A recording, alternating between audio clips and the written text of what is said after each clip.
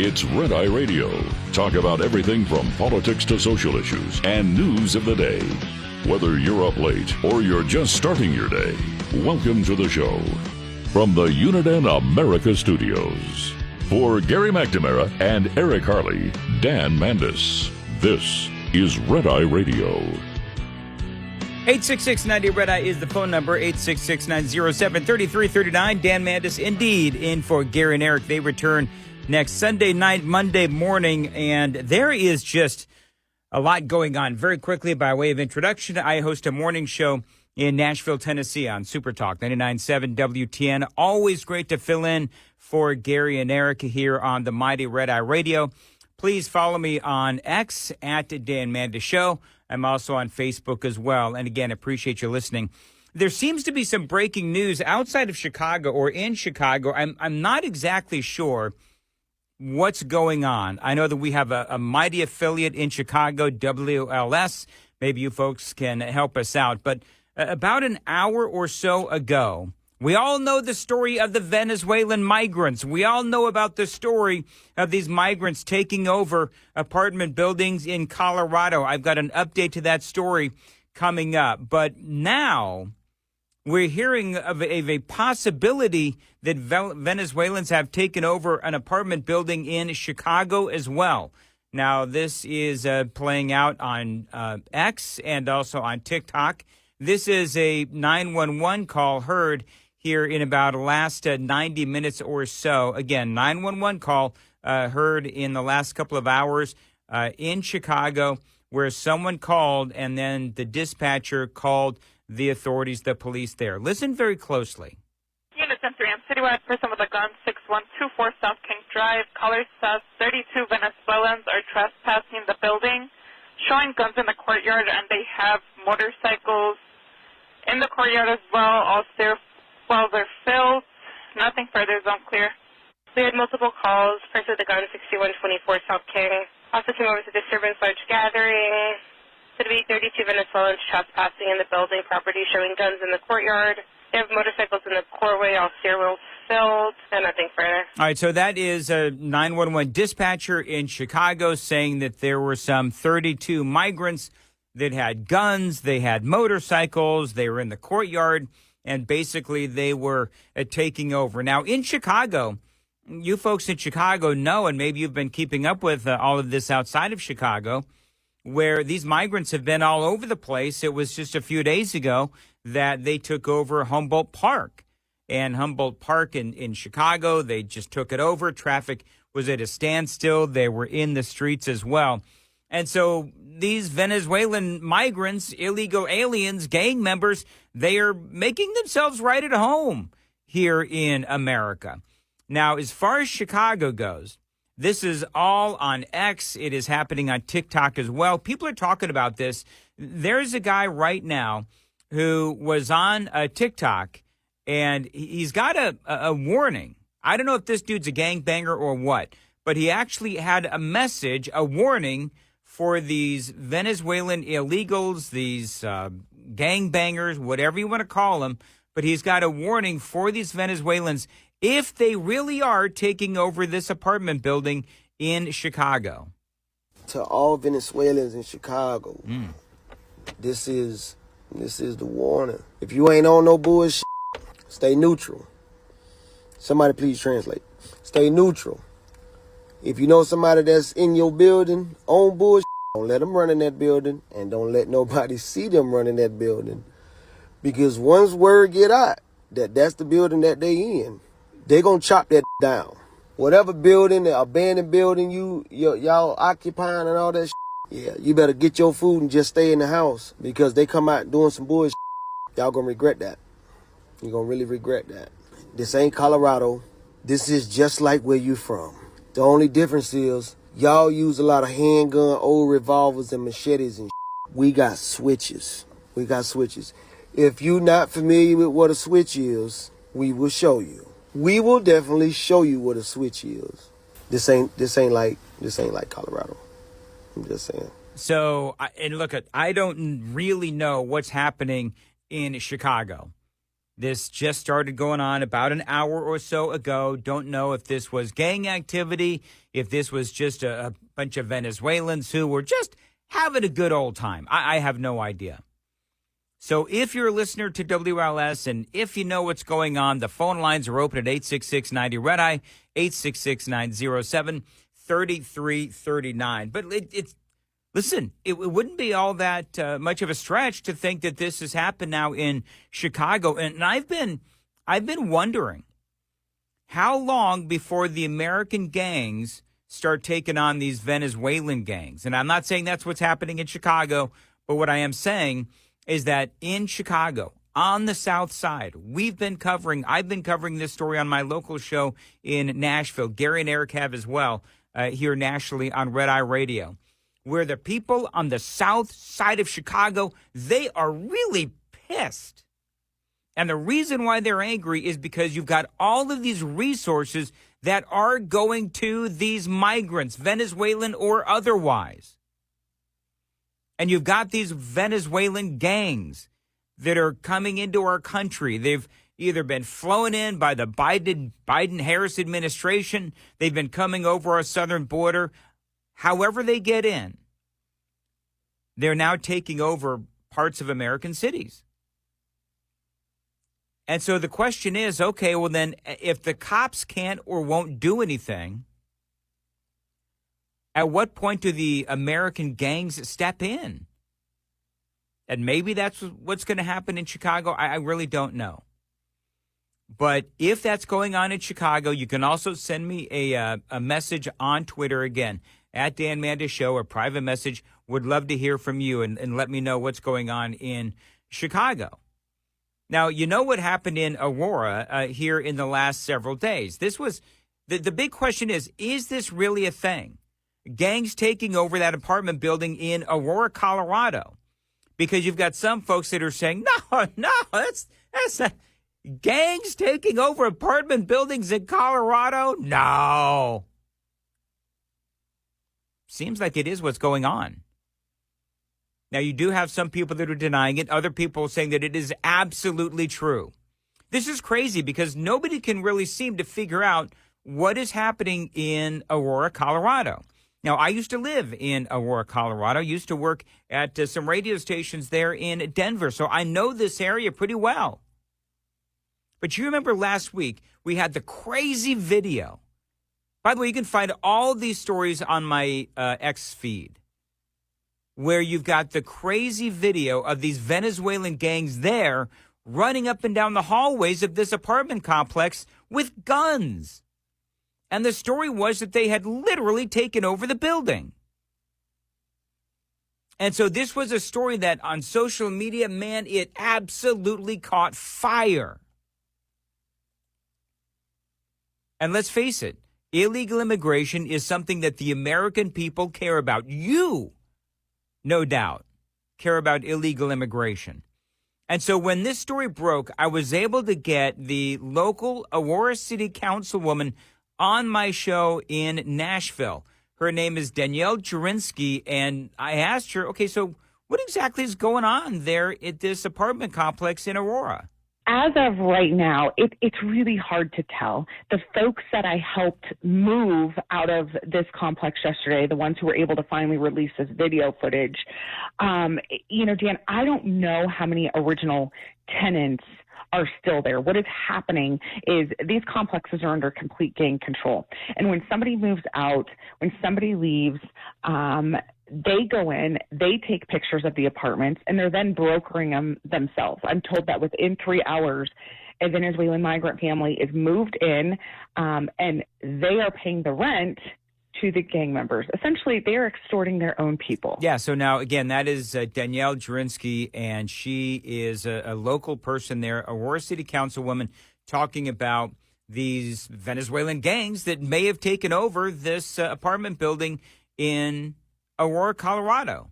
Now, she said that this isn't just one apartment complex. It's actually several buildings, and the basic explanation is that these guys came in, they were shipped here by the Biden administration in buses, dropped off. they found their way to this complex, or they just came into our country illegally and began congregating near or in this apartment building. And Venezuelans, they just kind of, one way or another, it doesn't matter really how they got there. Y'all just know that they came over the border illegally one way or another, and these Venezuelans did basically, word is, they took over the building. They came in and they beat up the staff. They beat them up. One of the property managers was hospitalized. They start threatening them, and that is how, slowly but surely, there's no staff at any of these apartment complexes. And as you saw in the video yesterday, they actively patrol these properties heavily armed. All right, so now I'm listening to all of this and I'm not understanding why in the world the cops don't do anything. You know, local law enforcement. The local media also downplayed this. The national media downplayed this. Jared Polis, the Democrat governor of Colorado, he has been absolutely silent until fairly recently. Then you have some guys like this. Some progressive dude out of Texas who says, no, a Venezuelan drug gang has not taken over an apartment complex in Aurora, Colorado. That's crap. That is weaponized immigration crap. Mike Kaufman, the mayor of Aurora, Colorado, is a Trumper. Trump endorsed him when he got kicked out of Congress. And they're like cockroaches. Just because we ran him out of Congress didn't mean he went away. He's now the mayor of Aurora, Colorado. This is all made up crap. So this guy might have some credibility if he wasn't so vile in his description of Donald Trump and his supporters. But here's the thing. Guys like this refuse to acknowledge the story could be true because it's bad for their side. You see, Jared Polis is the governor. He's a Democrat. This dude also on TikTok or Twitter, I'm not sure which one it was, but he also talks about how he is a progressive. The progressives will deny this is going on because it looks bad on their side. It looks bad on Kamala Harris. It looks bad on Joe Biden. It looks bad for the Democrat Party because they're the ones that let in all of these Venezuelans. So, of course, they're going to say that it's not true. Of course, they're going to say this is false. Of course, they're going to say, oh, it's just those racist never-Trumpers. It's all those racist Trump people who just hate Venezuelans, they hate migrants, and all that other kind of stuff. And obviously that is not true. Donald Trump supporters favor legal immigration, but guys like this cowboy, guys like Jared Polis, the governor of Colorado, you know, they'll say, oh, no, this isn't happening. No. But here's the thing, is that even if these migrants have not, and I'm going to air quote this, taken over these apartment complexes, the reality is that there is no doubt that these Venezuelan migrants and these Venezuelan gangs, they are here. I mean, they've even admitted as such in Denver and in Aurora. They've even made an arrest of some Venezuelan gang members. So I think it's almost like what they're doing is they're just playing semantical games. I think that's what they're doing. And so guys like this cowboy, guys like this Jared Polis, who is, the governor of Colorado, they're just going to say, oh, no, this is just the racist Trump supporters trying to drum up some drama. Meantime, you do have people in Aurora and across the country who are reporting what they're seeing, that these migrants and these illegal aliens from Venezuela, they're doing really bad stuff. The Hells Angels are not on their way to Aurora to fight off the evil Venezuelan drug gang that's got snipers on the roof. That's not real either. To make it safe for American drug gang. No, man. It's all made up crap. So this guy apparently hasn't been to Aurora or these apartment buildings. He just says all of this is made up crap. And by the way, he is right about the Hells Angels. As far as I can tell, no, the Hells Angels are not going to Aurora to take on these migrants, these Venezuelans, these illegal aliens. Now, I would love to see that, but that's not happening. But what he said about Mike Kaufman, the Aurora mayor, well, here's what Kaufman said. So there are several buildings actually under the same ownership, out-of-state ownership, that have fallen to these Venezuelan gangs. I'm trying to walk it back and do the investigation as to how there's a concentration of Venezuelans in these three buildings. Somebody put them there, and somebody funded it. Whether it's federal government or not, we're trying to find out who. Yeah, they are. They're trying to find out what's going on in Aurora. And again, the situation there in these apartment buildings may just be that there's a lot of gang members in the apartment building, but they're not actually getting, rent paid to them. I feel like, again, there's some semantics going on here, some games being played. Bottom line is, all you have to do is know the history of Venezuelan gangs and migrants and illegal aliens here in the last several years since Joe Biden opened up the border to these gangbangers to know that these are bad hombres that are coming into our country. This was on Fox News, by the way, and yes, they've actually now arrested some of these guys now in Colorado, including one of the ringleaders, a guy named Cookie. This is an organized criminal effort, whether it's Tren de Aragua, that remains to be seen, but it really doesn't matter. I mean, if they're Venezuelan migrants and they're conducting crime in an organized manner, they're a problem. Yeah, again, that's what I mean when I say I think maybe what's happening is they're just playing some semantics games. The other thing that the Cowboys said is that the local authorities in Colorado have gone to every single apartment within this particular building, and the people that live in the apartment building are saying, no, this isn't happening. I don't know if he's ever heard the term snitches get stitches, but these people are probably terrified, and so they don't want to tell the authorities what is really going on, perhaps because they're afraid that these guys are going to come back and beat them up, kill them, whatever. So we don't really know what's going on. But what I can tell you is going on, there's a lot of violent Venezuelans that have come into our country in the last 3.5 years, thanks to Kamala Harris and Joe Biden. 866-90-RED-EYE is the phone number, 866-90-RED-EYE. This report is brought to you by Shell Rotella. With advanced synthetic technology, is designed to help keep your rig running with more mileage and less maintenance. Did you know that up to half of all major engine failures are due to poor cooling system maintenance? That's a lot of downtime and can cost drivers big. You expect a lot from your engine, which is why the cooling system must be a part of your maintenance routine. Here's a tip to keep your cooling system in shape and your engine running smooth. Make sure the system is properly filled with coolant at every PM interval and during pre- and post-trip inspections. Underfilling the cooling system can cause corrosion and your engine to overheat. Coolant is also used to keep DEF tanks thawed in the winter. If you notice unusually low coolant levels, be sure to have your cooling system inspected by a professional technician. Lines open for your calls. 866-90-RED-EYE on Red Eye Radio.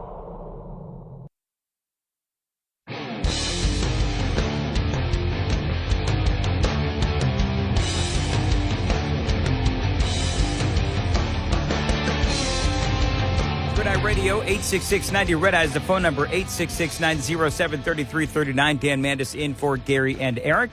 They will return next Sunday night, Monday morning. I host a morning show on WTN in Nashville, Tennessee. By the way, a proud Red Eye Radio affiliate. Please follow me on X, if you would, at Dan Mandis Show. So just to tell you where we are going, coming up in the next segment, I will take some of your calls. Also, I don't know if you saw, but Don Lemon is being excoriated by both the left and the right. I find this really interesting because what he said about the black community, specifically black men, ought to really anger a lot of Americans. Details straight ahead on Red Eye Radio.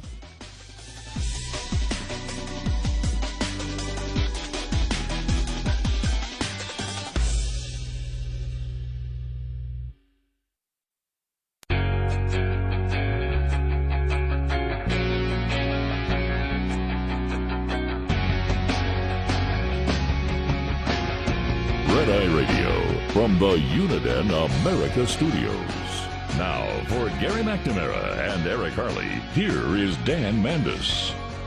866-90 Red Eye is the phone number, 866-907-3339. Dan Mandis here again in for Gary and Eric. You can follow me on the socials at Dan Mandis Show. This may be happening in Chicago. Unison 3, I'm citywide person with a gun, 6124 South King Drive. Caller says 32 Venezuelans are trespassing the building, showing guns in the courtyard, and they have motorcycles in the courtyard as well.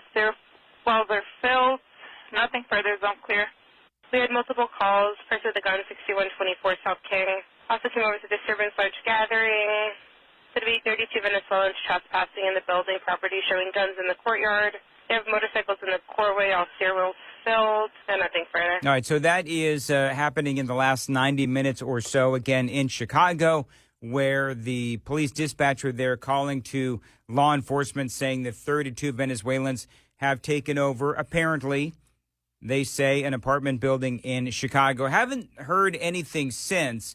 So if you're one of our listeners from the mighty WLS in Chicago, you know what's going on. Some of this playing out on X and also on TikTok. Let us know. Give us a call at 866-90 Red Eye. That is where we find Ted calling from Los Angeles on Red Eye Radio. Ted, thanks for calling in. Go ahead. Yes, sir. Ted, City of the Angels in English terms. Yes. Los Angeles is Spanish, obviously.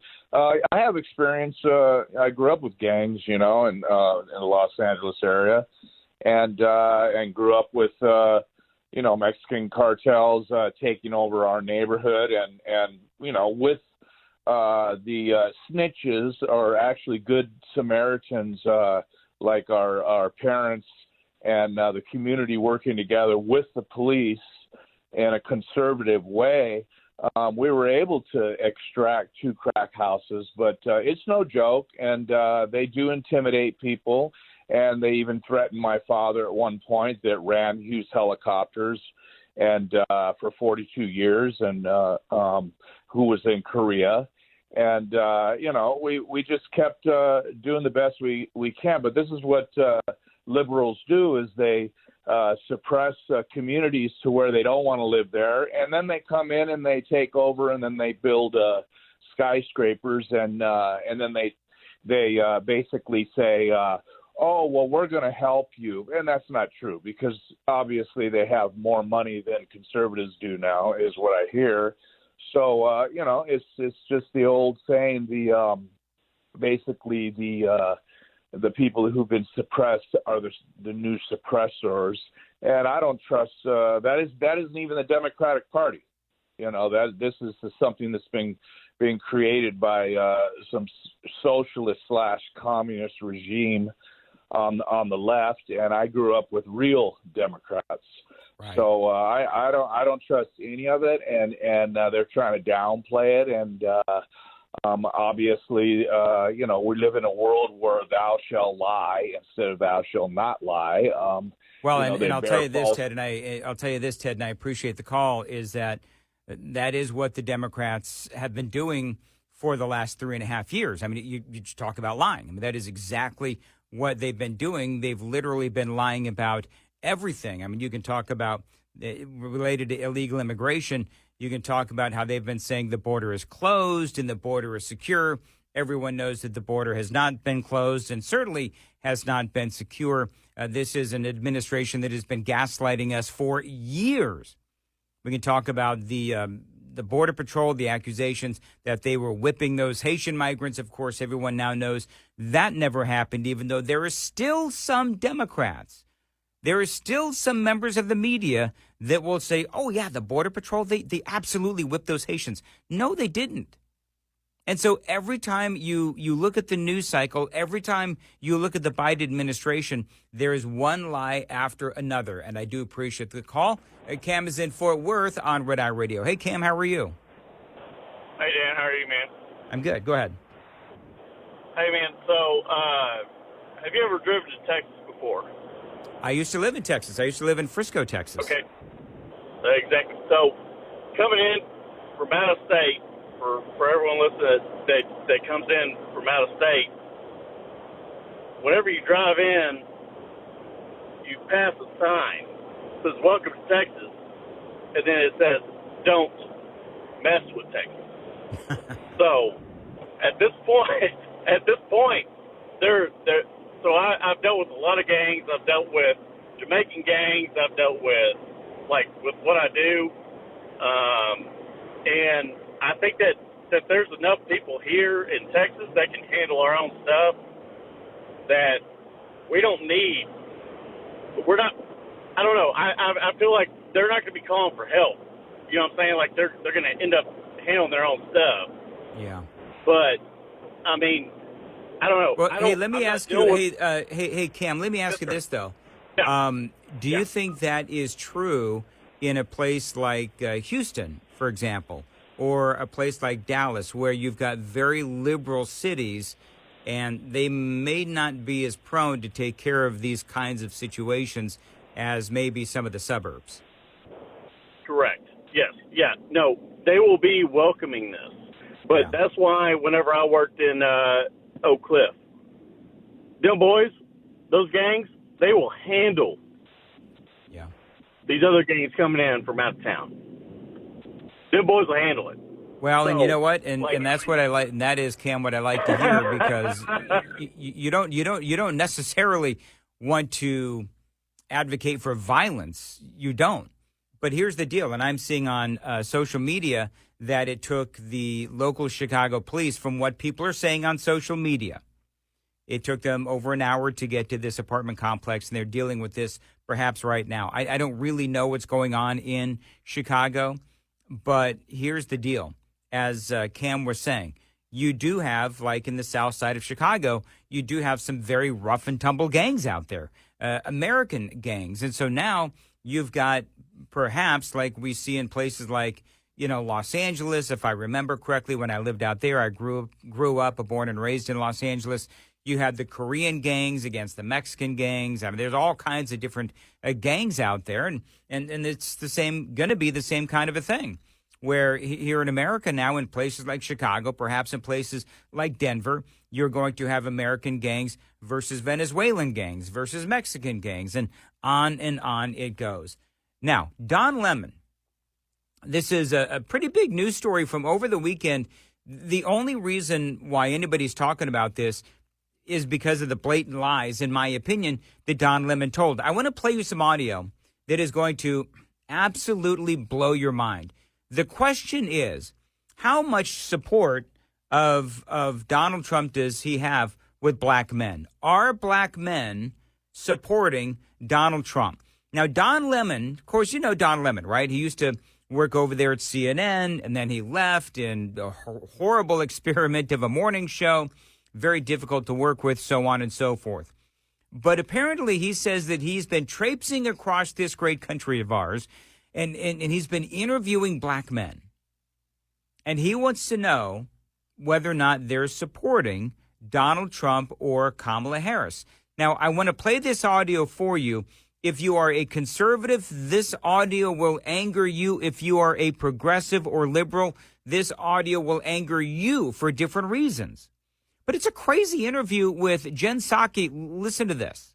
Well, I don't know if it was surprising, but it was certainly eye-opening to hear so many people, even people of color and women, saying that they are going to support Donald Trump. I'm not quite sure that the polls are accurate as it relates to the tightening of the polls and who's going to support whom. And, right-wing media, when I released my content, they said, oh, Don Lemon was shocked or Don Lemon was surprised at the answers that he got.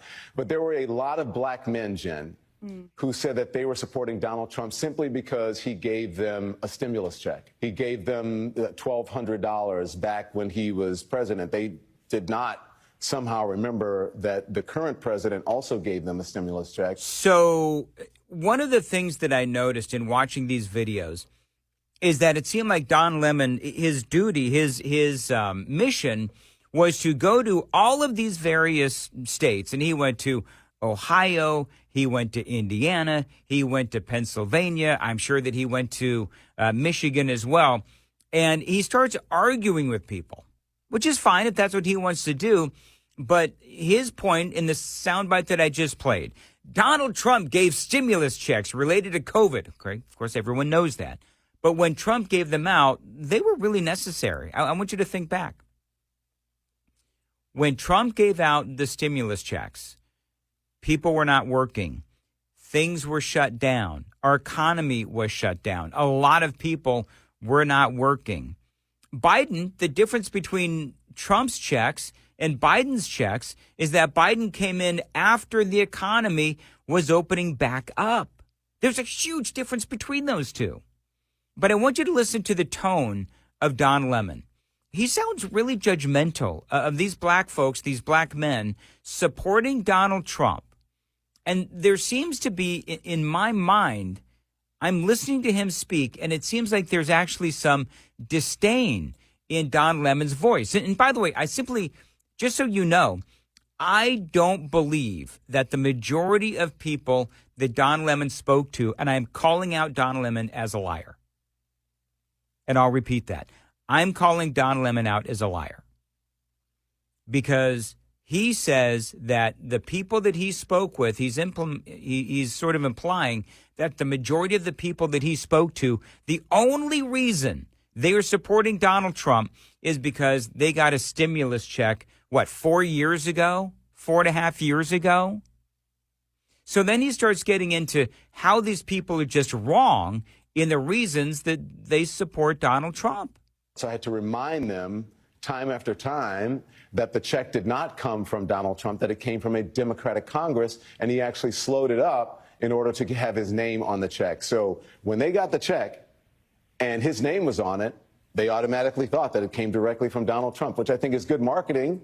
It's the same as he does for buildings around the country, especially in New York. He doesn't actually own them, but he puts his name on them, and it makes people think that he owns them, and it actually makes them think that he is richer and bigger and more benevolent than he is. So you could tell, right? I mean, clearly Don Lemon, he's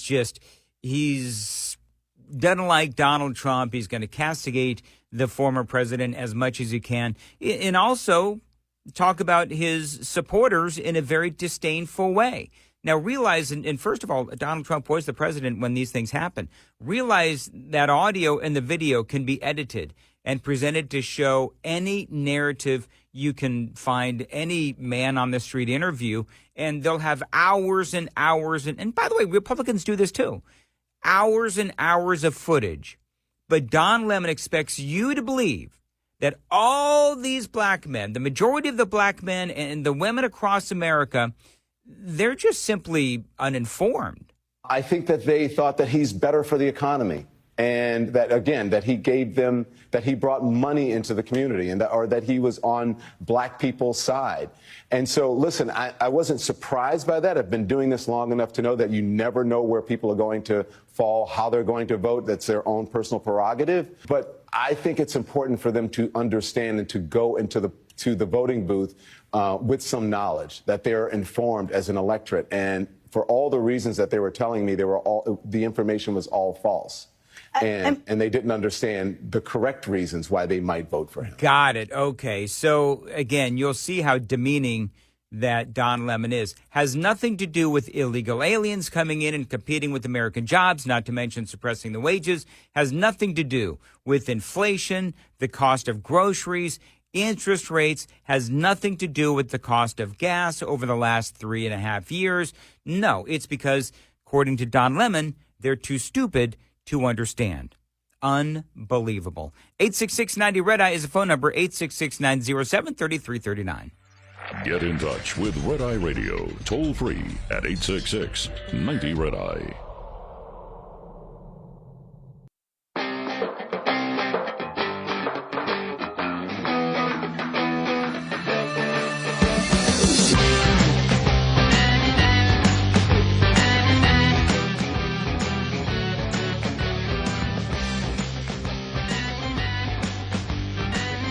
Red Eye Radio, 866-90-RED-EYE is the phone number, 866-907-3339. My name is Dan Mandis. I host a morning show in Nashville, Tennessee on Super Talk 99.7 WTN, a proud Red Eye Radio affiliate. Please follow me, if you would, on X at Dan Mandis Show. Now, coming up in the next hour, I'm finding it really fascinating where never Trumpers are actually becoming Trump supporters. So I love the hashtag, and I think it already exists. I have no idea. But I love the hashtag Never Trumpers for Trump. And I've got a really great example of a never Trumper who has come around and is now a big-time supporter of Donald Trump. And one of the other things that I've noticed is that the political battles are really beginning to heat up now on places like Twitter and TikTok as well. And I've got a great example as well coming up. Also, in the next hour, part of what I want to talk about is, yes, more on illegal immigration. That is a very big deal. But also, what's going to happen if Kamala Harris wins the election and what's going to happen if Donald Trump wins the election? Really, really stark differences. It's all straight ahead on Red Eye Radio.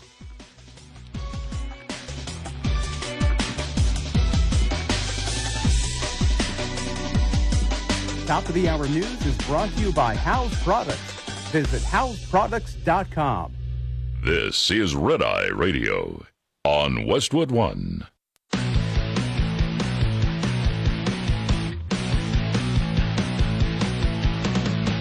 Now, it's Red Eye Radio. Talk about everything from politics to social issues and news of the day. Whether you're up late or you're just starting your day, welcome to the show. From the Uniden America Studios. For Gary McNamara and Eric Harley, Dan Mandis, this is Red Eye Radio. 866-90 is the phone number, 866-907-3339. Gary and Eric, they will return next Sunday night, Monday morning.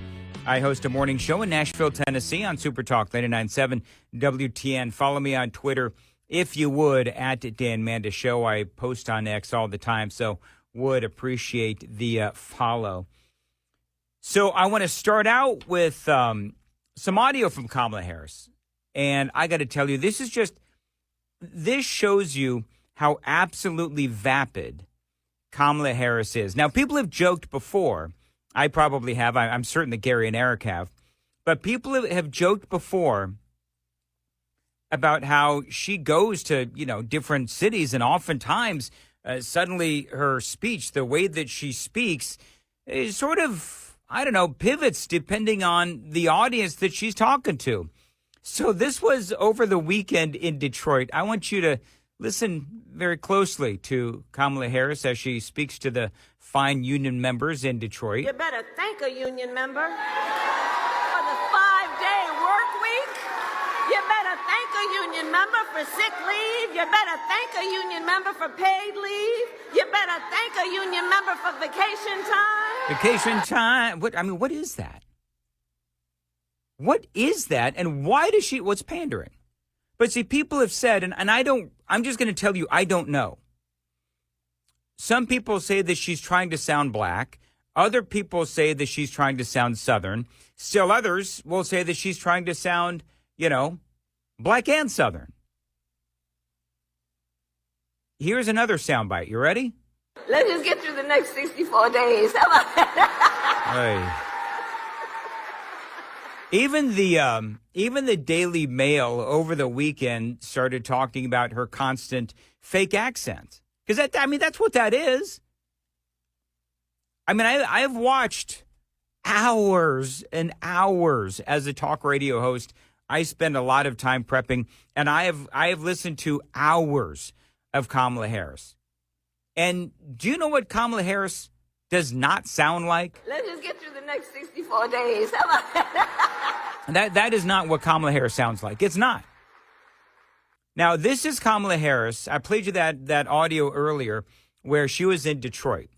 And she was 5 hours after that appearance in Detroit. She was in Pittsburgh. I want you to notice the difference between Kamala Harris and Detroit voice and Kamala Harris Pittsburgh voice. Thank unions for sick leave. Thank unions for paid family leave. Thank unions for your vacation time. So she doesn't sound nearly as fake in Pittsburgh as she did in Detroit. You better thank a union member for the 5-day work week. You better thank a union member for sick leave. You better thank a union member for paid leave. Right. You better thank a union member for vacation time. And you know what? Some people are saying that she sounds like Foghorn Leghorn. Now, for you folks that don't know, Foghorn Leghorn still is, I guess, a cartoon character, obviously, from, I guess, the 60s and 70s. I mean, I watched him when I was a kid. It's just a big cartoon character. Is Foghorn Leghorn? I don't know if I can't remember, to be perfectly honest, if he was, what kind of animal he was, Foghorn Leghorn. But he's very Southern. He spoke with a Southern drawl. And the funny thing is, people are comparing Harris to, Foghorn Leghorn, and it's like she suddenly has this Southern drawl like old Foghorn had. I will say that there are moments when, Kamala Harris does sound like Foghorn Leghorn. Now, the question is she pandering? What is she doing when she does that? And is she really, what's the right way to say this? Is she really convincing anyone that she is a genuine person who is truly looking out for them when she goes into this sort of, I don't know what you'd call it, the fake, this fake dialect? Let's just get through the next 64 days. How about So you have Joe Biden, who can barely string two words together. He was, by the way, it's interesting. You know who was out on the campaign trail with Kamala Harris? Joe Biden. And he was slurring, and he was just lost as he's ever been. And I think what may be going on is that Harris's polling is starting to slip away. I mean, I've seen polling out there, and we'll get into some of the polling here in a second, but I'm not a big fan of polling. But I think that what they're perhaps seeing is that she is starting to falter in some of the polling in the battleground states. And so they brought out Joe Biden. And so he was up there on stage. And so you've got Joe Biden, who can barely put two words together. And you've got Kamala Harris, who's got all these different dialects. And it sounds so fake and so vapid and so pandering. And so we'll have to see if anybody falls for it. But, I mean, even the Daily Mail, as I mentioned, even the Daily Mail called her out as being incredibly fake. Now, I want to play this audio for you. Never Trumpers. Now, I'm curious, if you've ever been a Never Trumper and you are now a Trump supporter, what has your experience been like? Because I really want to see, and maybe it's already a hashtag, but hashtag Never Trumpers for Trump. Because you know how we had, Kamala Harris, white dudes for Kamala. You had white women for Kamala, whatever it was. I want to see Never Trumpers for Trump in a hashtag. I want to do a Zoom call, matter of fact. Michael Rappaport, because we're seeing this a lot, where Never Trumpers are coming around. Michael Rappaport, you may know him, actor, producer, big-time Hollywood liberal. And he has now come around, believe it or not, to the Trump side of things. Now, this was Michael Rappaport before his Trump turnaround. Bye-bye, you f***. Bye f***ing bye, you f***. Banned. Banned for life. Do you know what kind of a piece of shit you have to be to get banned off of Twitter for life? While you're the president of the United States, bye-bye. I feel like I just had a baby. So that is Michael Rappaport before he saw the light. And so now he's out there making the rounds on most recently the Sage Steele show and her podcast. And he talks about how when he looks back on videos like that, when he looks back on the things that he said about Donald Trump, he realizes that he was ill-informed. I was wrong, and I was the first in line talking about Trump. I gave him all. I was all day, every day. Why? Because I didn't like his mouth. It was low-hanging fruit there The with mouth. the mouth and the... Well, you got to potty mouth yourself, Michael Rappaport, but whatever. He did address that, and he said, well, I'm not the president. Okay, fair enough. But it's amazing, and I said this. Do you know that I said this when Joe Biden took the oath of office? One of the things that I said on my local show in Nashville, Tennessee, I said, you just wait, friends. Joe Biden and the Democrats are going to do what the Democrats do. And so you better strap yourself in because it's going to be a screwed 4 years. But when they go about destroying America, people will see the light of day and they'll realize that Donald Trump was not Adolf Hitler. And Trump supporters were not a bunch of Nazis. And we're not a bunch of racists. And I could go on and on, but you've heard that monologue 1,000 times. But people just like Michael Rappaport, they're looking back now on the 4 years that Trump was in office, and they're comparing that to Biden-Harris, and they're realizing, man, was I wrong.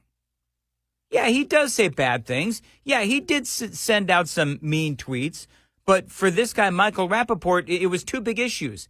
It was Israel and the economy. Is supporting Israel and Iran needs to be drained forever. How, I don't know, but financially there's a way to tariff their asses so they they have nothing.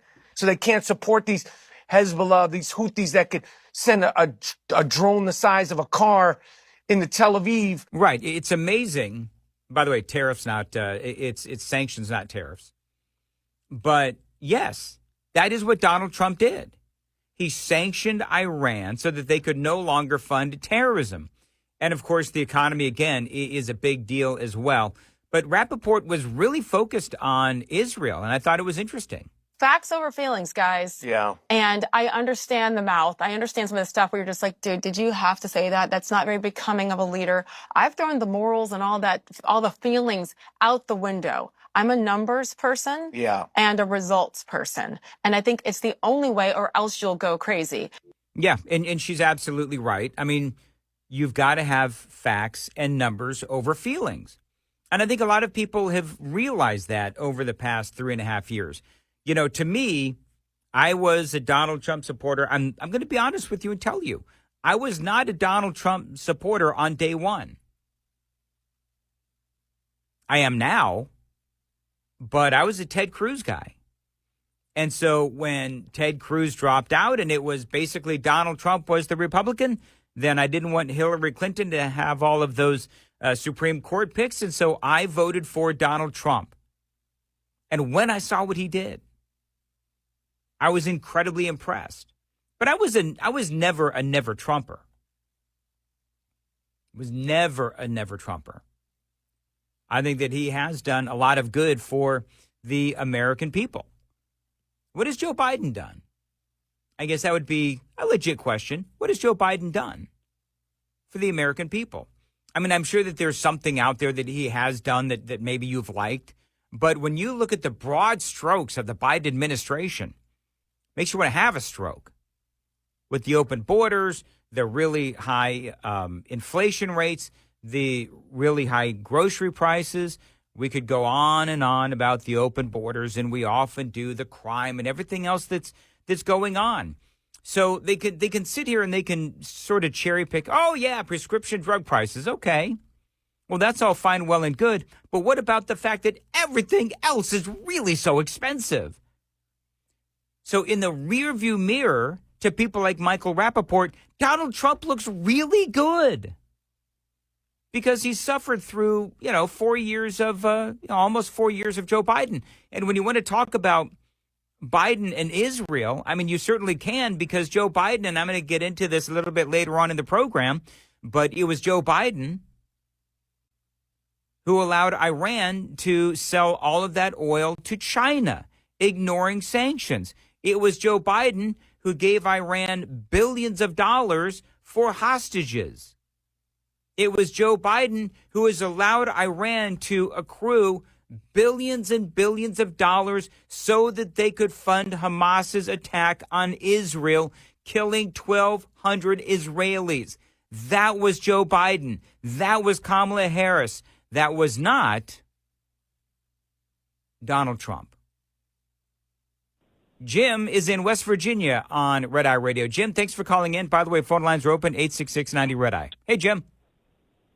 Hey, how are you all? I'm good. Go ahead, sir.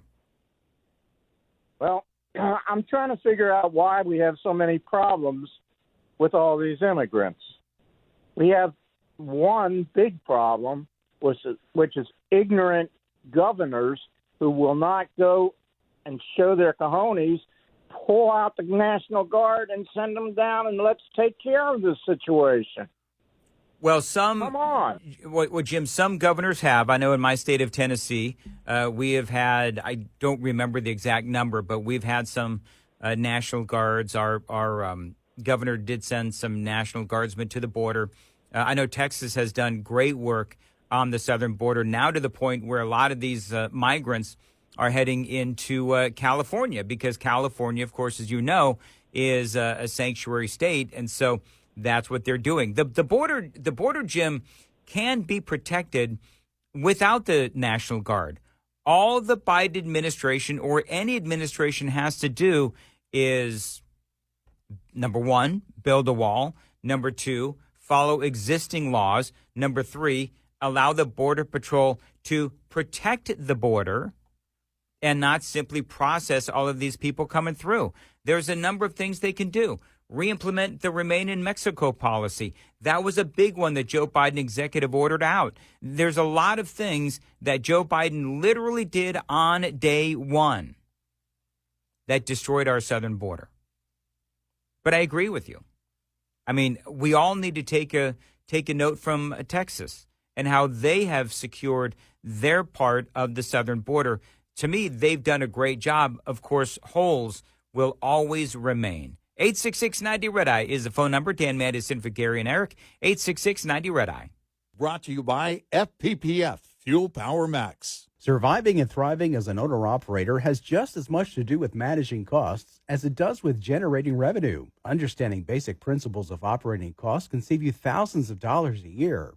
Costs are not the same each month. If 9,600 miles are driven one month and 10,000 miles the next, two different sets of costs apply for each month. For example, if your tractor payment is $1,850 per month and you drive 9,600 miles in the month, your tractor payment is costing you 19.3 cents per mile. Drive 10,000 miles, though, and that same payment will cost you 18.5 cents per mile. This is one of your major fixed costs while paying off a truck loan. The difference in this example is only a fraction of a cent, which may seem like small change, but it ultimately amounts to $960 more annually on the bottom line. Because though fixed costs do not go down over time, you can reduce your cost per mile with more paid miles. Owner-Operator Business 101 is provided by Overdrive's Partners in Business program. Go to overdriveonline.com to the Partners in Business section of the website for more details on this and many other topics. Brought to you by Shell Rotella, with advanced synthetic technology is designed to help keep your rig running with more mileage and less maintenance.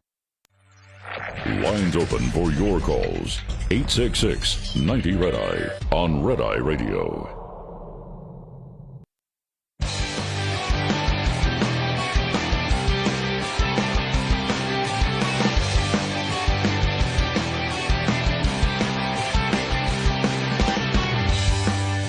$866-90 Red Eye is the phone number. 866-907-3339. That's where we find Mark in Detroit on Red Eye Radio. Mark, how are you? Pretty good. Yeah, I'm kind of concerned about what here in Michigan, because that 2 years ago when they put in this election integrity, nobody really read the whole paragraph where someone that could get registered to vote only has to give like two people's names. I mean, they made a long, drawn-out thing, and the majority of people in Michigan voted for it. Well, now we've got this election coming up, which I don't think it's going to be very easy to even tell who's a illegal immigrant voting or a regular voter, because of you have to have the birth certificate, which my understanding in the federal, you can't do it in a federal election to ask for it. So now we've got our we got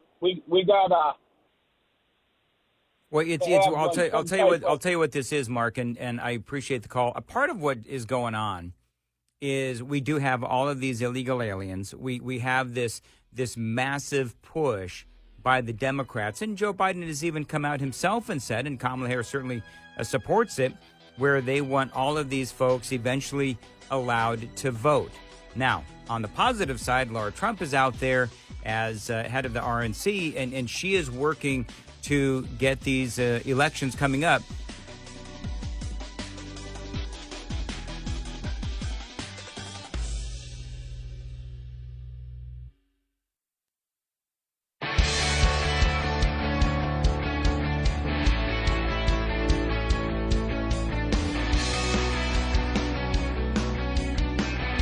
Red Eye Radio from the Uniden America Studios. Now, for Gary McNamara and Eric Harley, here is Dan Mandis. 866-90-RED-EYE is the phone number, 866-907-3339. Appreciate you being here. So I'm getting more information on what is going on, possibly going on in Chicago. If you are just joining us, right when we went on the air a couple of hours ago, there was word out of Chicago that some gangs had taken over an apartment building there on the south side of Chicago, sort of like what happened in Denver. And so people are trying to figure out, okay, and I'm trying to figure out, okay, what exactly is going on in Chicago? Well, enough people are on X right now saying that, yes, something has actually happened, where there is about 32 of these Venezuelan, I don't know if you want to call them gangbangers, you want to call them illegal aliens, you want to call them migrants, but the police, they sent some units there, and this is what the call sounded like. Unit 10-3, I'm citywide person with a gun, 6124 South King Drive, color sus, 32 Venezuelans are trespassing the building, showing guns in the courtyard, and they have motorcycles in the courtyard as well. While they're filled, nothing further is unclear. We had multiple calls. First with the gun, 6124 South King. Also came over to disturbance large gathering. Said to be 32 Venezuelans trespassing in the building property, showing guns in the courtyard. They have motorcycles in the courtway, all stairwells filled, and nothing further. So people are saying now this is going on in District 3 in Chicago, they say, which is the same area that Mayor Brandon Johnson moved the illegal aliens to. So we'll have to see what's going on. If you are in the Chicagoland area, WRLS is our great affiliate in Chicago. Dan here in for Gary and Eric on Red Eye Radio, 866-90-RED-EYE. If you're in the Chicago area and you know what's going on down there on the south side, give us a call and let us know. But, I mean, what has been going on the south side has been well documented. You have a lot of people on the south side of Chicago who are really angry at the fact that you've got all of these resources going to the illegal aliens. So we'll have to see what happens. But this isn't real surprising. I mean, this is, whether it's Venezuelan gangs, whether it's Mexican gangs, whether it's, whatever. They do have a tendency to take over neighborhoods. They do have a tendency to take over, buildings. And that's sadly just a fact. Now, some people on X are saying it took after that call was made to the 911 dispatchers and they dispatched it out to the law enforcement. Some are saying, I do find this hard to believe, but I don't know. But some are saying that it actually took about an hour for the police to get there. And again, I have no idea if that is true or not, but we'll keep you updated. And by the way, if you hear of anything, again, let us know. 866-90-RED-EYE is the phone number. Now, of course, as you know, we have an election coming up, and a lot of people are talking about who they're supporting. In one of the previous segments, I was talking about what I find really fascinating, which is never Trumpers for Trump. But the more that we get closer to the election, the more we're finding out, okay, so where does everybody stand? I'm going to tell you that I'm not a big fan of polls. Obviously, number one, they're a snapshot. Number two, Oftentimes they're riddled with bias as well. And so I don't, just to be perfectly honest, I typically don't buy into the polling. And by and large, most of it doesn't even matter. I mean, it's great for the media because, they can do whatever it is that they want to do with the polling as far as manipulate the numbers, thereby you manipulate the news cycle and perhaps manipulate an election as well. But here's what I found. This is that just came out here in the last couple of days since we've all been on vacation. This is from the Daily Mail. The presidential candidate taking the lead in 6 swing states. The latest polling suggesting that Kamala Harris has received little to no convention boost, showing Donald Trump ahead of the vice president in several crucial swing states. A Trafalgar poll found 7 of the toughest contests considered by experts to be Georgia, Arizona, Wisconsin, Pennsylvania, Michigan, North Carolina, and Nevada, they showed Trump either in the lead or even with Kamala Harris. Now, people making a very big deal out of the fact that, Harris is doing better than Joe Biden was. Listen, folks, Joe Biden was literally underwater. Literally underwater. And so Kamala Harris, it wasn't a big stretch for her to do better than Joe Biden. But then you had the DNC. Now, I'm surprised because other polls have shown, and again, this is a Trafalgar poll. I've seen other polls that have shown, this is why I don't like to do polling, because oftentimes they're contradictory. But I've seen other polling that has shown that the vice president did get a boost from the DNC. This Trafalgar poll says not so much. Now, let me ask you a question. Do you believe that, so that's great. Great for Donald Trump. If you're a Donald Trump supporter, which I am, you know that the national polls, where they poll all Americans just don't matter. It is all about those battleground states. And so, yeah, if Donald Trump is doing better than Kamala Harris or even tied with Kamala Harris in these battleground states, that is good news. There's another story that's out there. I didn't even care enough to print it. But there's another story out there that shows that the Nostradamus of elections, maybe I'll find it. Maybe I'll go look and find it for you. But the Nostradamus of elections is now out there saying that Donald Trump is going to win in November. I have no idea if that's true or not. I don't. Again, I'm very cynical to these polls. I also, to be perfectly candid, as a guy who is a conservative, I don't want conservatives to be complacent. I don't want you to think, well, Trump has it in the bag. I don't need to go out and vote. You do need to go out and vote. Even if you're like in a state like I am, in the state of Tennessee,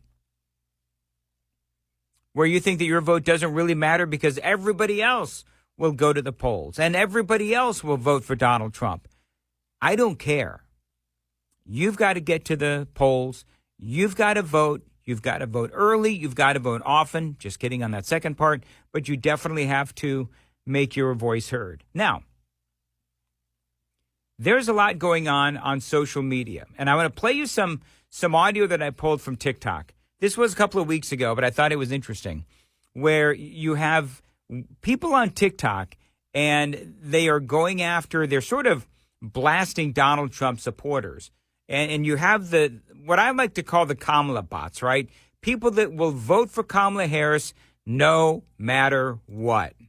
A woman president, man. How exciting. That is Jeff Bridges. Now, people that listen to me in my Nashville show know that is an ongoing joke. Because Jeff Bridges, when they had the white dudes for Kamala, he came out with this, I don't know what else to call it, this stoned soliloquy where he was talking about how great it was going to be to have Kamala Harris as a president because, she's a female. A woman president, man. How exciting. I mean, vapid and shallow. That's all I can say. Now, there was a guy who was answering a young TikToker who asked this question. Again, this is on TikTok. Why are you voting for Trump? All right, so she's obviously a petulant little brat, in my opinion. She sounds like she's just sort of pointing her finger at Trump supporters. Why are you voting for Trump? Because, he's a mean man who sent out mean tweets and is scary and a threat to democracy, blah, blah, blah, blah, blah. So a guy actually responds to her with the absolute brutal truth. All right, young lady, I'll be happy to answer that for you as somebody that is a former Democrat. I'm a 2-time bone cancer survivor. I voted for Obama Biden in 2008 based on Obamacare. And then when Obamacare was implemented, I promptly lost my insurance. I could not keep my plan. I could not keep my doctor. That put me in a tailspin of losing insurance. And then on top of that, I got penalized for not having insurance that I could no longer afford. Now that was pre-Donald Trump political career. That had nothing to do with Donald Trump. That had to do with the Democratic Party leaving me behind, even though I voted for them. Do you know how many people I have, because I speak to a lot of people, as you can imagine. I'm on the radio. I'm in Tennessee every single morning. I do national radio shows like Red Eye Radio. I fill in all across the country. Do you know how many people have reached out to me either on X at Dan Mandis Show, Facebook at Dan Mandis Show, and of course on the radio, private messages and so forth, and they all say the same thing, which is the fact that the Democrat Party left them. And this guy says that's what happened to him. During the Obamacare rollout, millions did lose their insurance and their doctors. Remember what Obama said? If you like your doctor, you can keep your doctor. BS. From the people I've spoken to who have had to deal with it or have it, it's not great. Some people love it, others a lot, not so much. But I got to tell you that one thing that Donald Trump did do. Now come along to 2016. Donald Trump campaigns on getting rid of the penalty for no insurance. And he did that. Helped my family out and me specifically. There you go. And what I love about this guy is, you had the petulant little twerp. Why are you voting for Trump? All right, so this guy is laying it out, and he's got policy. He's very calmly explaining to the woman, the girl, I don't know how old she was, but whatever, why he is voting for Donald Trump. We'll have to wait and see where all of the Obamacare stuff goes next. But here's the other question. But by the way, Trump is being accused of wanting to repeal Obamacare or the Affordable Care Act, whatever it's called this week. Matter of fact, he actually says that he wants to make it better. He doesn't want to repeal it. He wants to make it better. Now, we'll have to see where that goes. But this guy also tells this woman about the Trump tax cuts. Then he campaigned on tax cuts. He did that. I got a tax cut. My employer got a tax cut. My employer then gave all 200,000 plus employees raises because the tax burden on them was less. Now, ironically enough, that company was Costco, a very liberal company that backed Hillary Clinton in the election. Not only did they give all employees raises, which mine was $3 an hour back in 2018, they raised the minimum wage from $12 an hour to $15 an hour because they specifically said the tax breaks. Donald Trump delivered on that. And there wasn't a single Democrat that voted for you and I to have more of our own money we earn. So while this guy, he was a Democrat over the last couple of years, his experience has been that it was Donald Trump who ran on tax cuts and delivered. It was Trump who came through with deregulations. It was Donald Trump who helped the corporations with tax cuts as well. It was Trump and the Republicans in Congress. Oh, and by the way, I will also say this. One of the people that cast a vote no was a senator from California named Kamala Harris. That's exactly right. In other words, Donald Trump wants you to have more of your money. What do Republicans stand for? Low taxes, right? What do Republicans stand for? Low taxes, smaller government. They feel like the more money you have in your pocket, the better America is, the more then you are going to spend, and that churns our economy. That's not a bad thing, friends. That is a good thing. So this isn't, this guy who's talking about Donald Trump. This isn't some talking head, surrogate. No, this is a real American. This is a former Democrat talking about how he was left by the Democrat Party and how Donald Trump actually earned his vote. And then he spoke directly to this young lady. Why are you voting for Trump? Well, he also says it has to do with mortgage rates. You probably don't own a home. And if you don't know the difference between a sub 3% mortgage rate versus a nearly 8% mortgage rate under Biden, then you simply don't understand why anybody could ever vote for Donald Trump. To me, since I know how all that works, my bigger question is, why on earth would anybody vote for Kamala Harris? There you go. Absolutely. 866-90-RED-EYE. We'll return next. Get in touch with Red Eye Radio, toll free at 866-90-RED-EYE.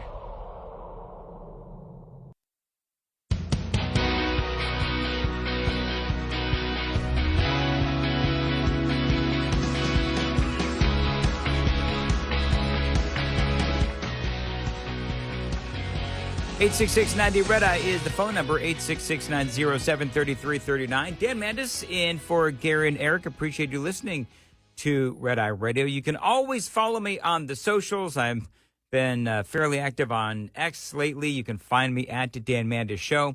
Almost every single topic that I talk about tonight, you can get more information there by following me again on X at Dan Mandis Show.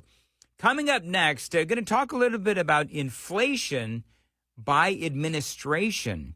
So if there is any doubt, if there's any guess as to which administration, Trump or Biden-Harris, had the worst inflation, we're going to go through some of these numbers. That story for you. Also, this whole, I'm going to call it a controversy, but this whole thing about Donald Trump at Arlington National Cemetery is absolutely blowing up. Details straight ahead.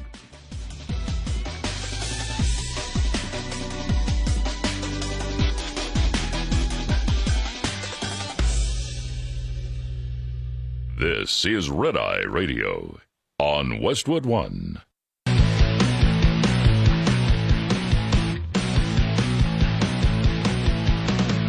Now, it's Red Eye Radio.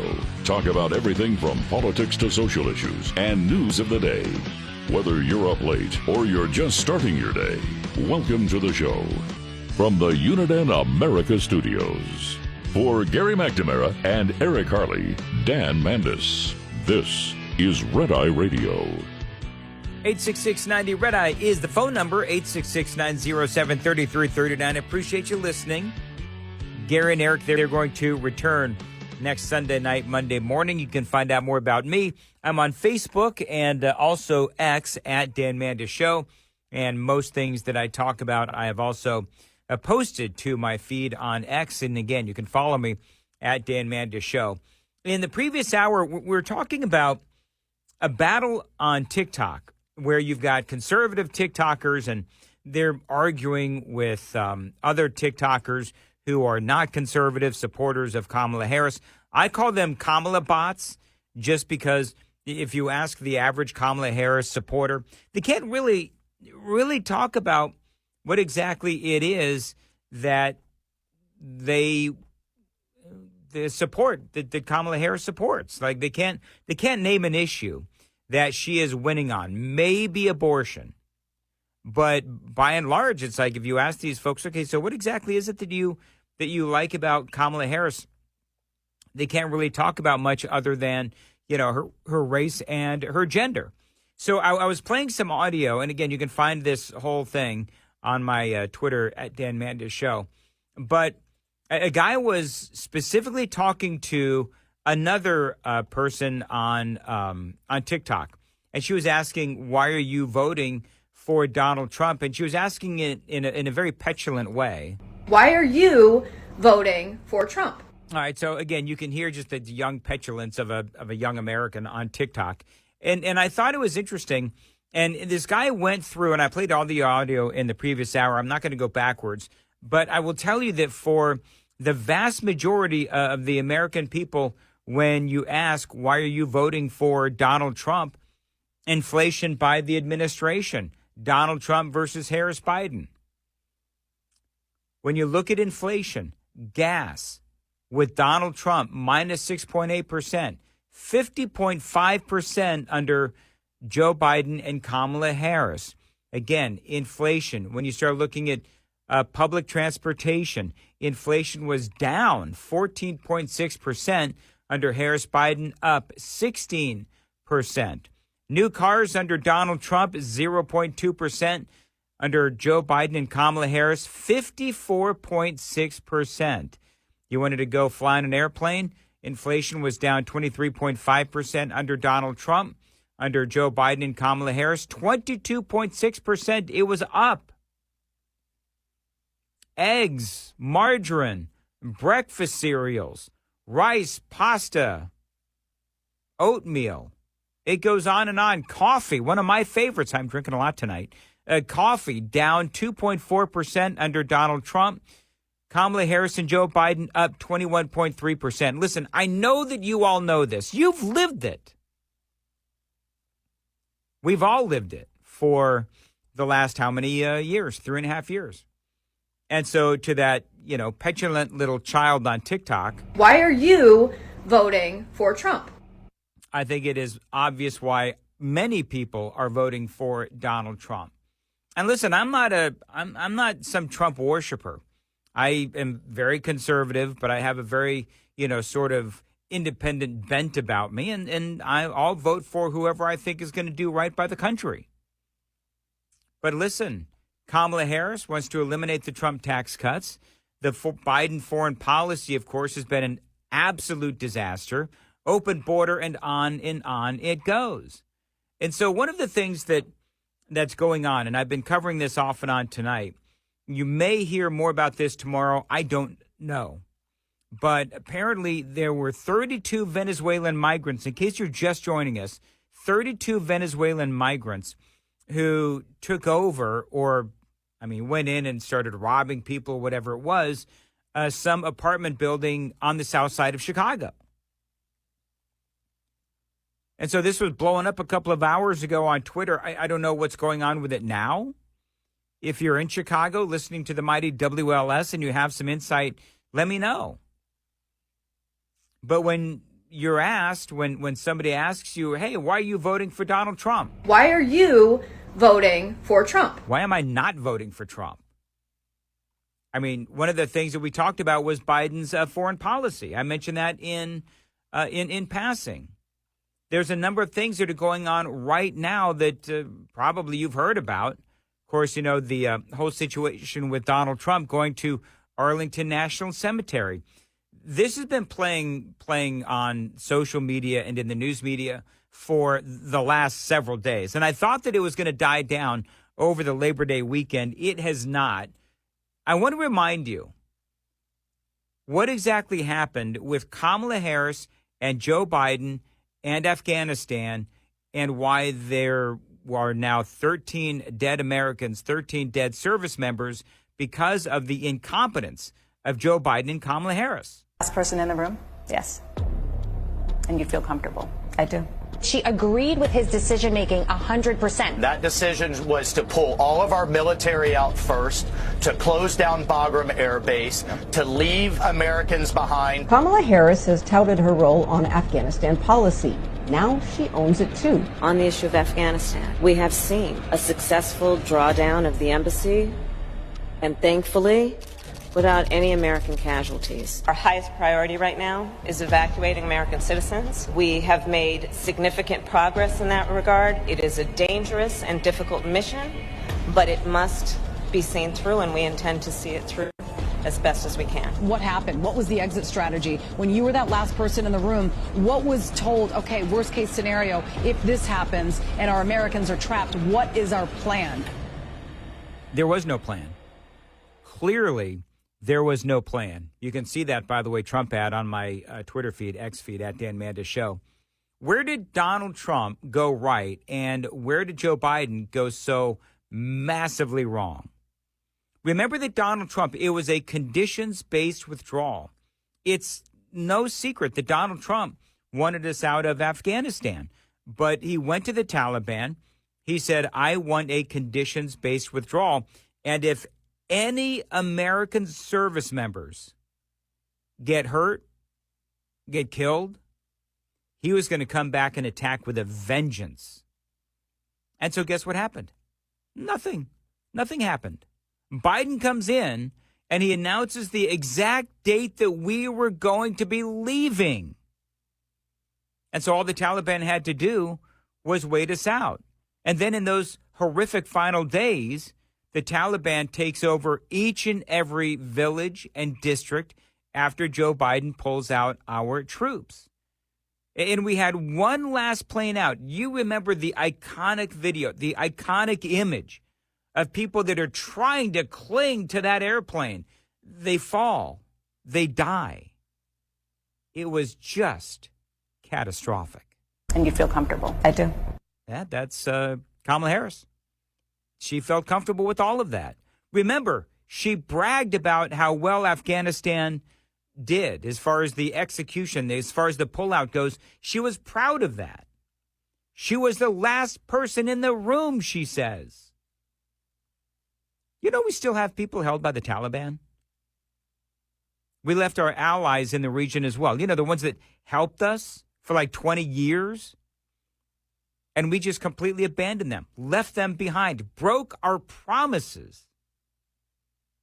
And now they're either dead or hiding or being held by the Taliban because we left them behind. The Taliban and other terror groups are now using Afghanistan, by the way, in case you don't know, which I'm sure you do, as a training ground. And you feel comfortable? I do. So Al-Qaeda, the Taliban, radical Islamic terrorism is alive and well in Afghanistan, courtesy of Kamala Harris and Joe Biden. And you feel comfortable? I do. So it's with all of that background that Donald Trump was invited by the Gold Star families to visit them at Arlington National Cemetery. And this is where all of the most recent controversy began.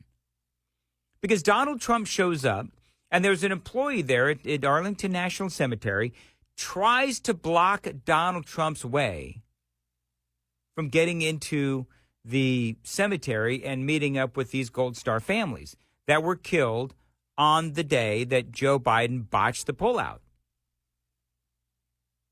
And then Biden, of course, responded and killed like an entire family of like 9 or 10. Remember that train wreck? And so Trump was finally able to meet up with the families, and they honored and remembered those killed. And he posted photos to his socials. There was one photo that was standing over a grave with his traditional thumbs up. Now, the question is, did Donald Trump break the law? Because this is part of the controversy. They say there is a law that does state that all visits to Arlington must not be political in nature. No campaigns allowed. This particular area, of course, is considered hallowed ground, sacred ground. They call it Section 60. Well, Christy Shamblin was one of those that was there. Her daughter-in-law was one of those 13 that was killed, and she was on with none other than Michael Smerconish over the weekend, and this is how it went. We invited both President Trump and the Biden-Harris administration, and we didn't hear back from the White House. We were happy to welcome President Trump to lay wreaths with all three of our families and our wounded, some of our wounded from that day. And when he came to Section 60, it was at our request to spend time with our loved ones. All right, so wait a minute. So the most important part of that soundbite is that all these families contacted Joe Biden and Kamala Harris, and they got the land of no response. And apparently, Harris was not out campaigning. She was actually there at home at the vice president's residence. Joe Biden was sleeping on the beach. But Donald Trump did show up. He has enough respect for our military and Gold Star families to show up and celebrate the lives of those lost. Now, the reason that Joe Biden and Kamala Harris didn't show up was because the pullout and those deaths, they're responsible for them. And that is a black mark on the Biden administration. So this video comes out on TikTok after the visit, and it does show Donald Trump laying wreaths and taking pictures with the family. We lost 13 great people. What a horrible day it was. lose one person in 18 months. And then they took over that disaster, the leaving of Afghanistan. All right, so aside from the horrible music, I don't know what, but it wasn't a very good video. But anyway, it was posted to TikTok. And so Michael Smerconish, again, has this Gold Star mom on, and he describes the video to the Gold Star mom. And initially, he talks about what the video says. But then he injects his opinion that Donald Trump should not have put this video out there. And she basically tells Smerconish, you know what? Tough. But he shouldn't have put it on TikTok for a political purpose. Well, I just have to go back to, we really just want our kids to be remembered and honored. And it's unfortunate that we can't get that, in other ways. We support President Trump, and he's supported us. I love that. So basically what she's saying is that the media refuses to cover the aftermath of Afghanistan. And they don't really seem all that interested in Biden's failures or the failure of this administration in meeting with these families. Why would Joe Biden, why would Kamala Harris not meet with these families? Because these families are emblematic of the failed foreign policy of Joe Biden and Kamala Harris. But then Michael Smerconish asks a question that absolutely blows my mind. What was that question? I've got it coming up on Red Eye Radio. 866-90 Red Eye is the phone number. 866-907-3339. My name is Dan Mandis. This is Red Eye Radio. Lines open for your calls. 866-90 Red Eye on Red Eye Radio.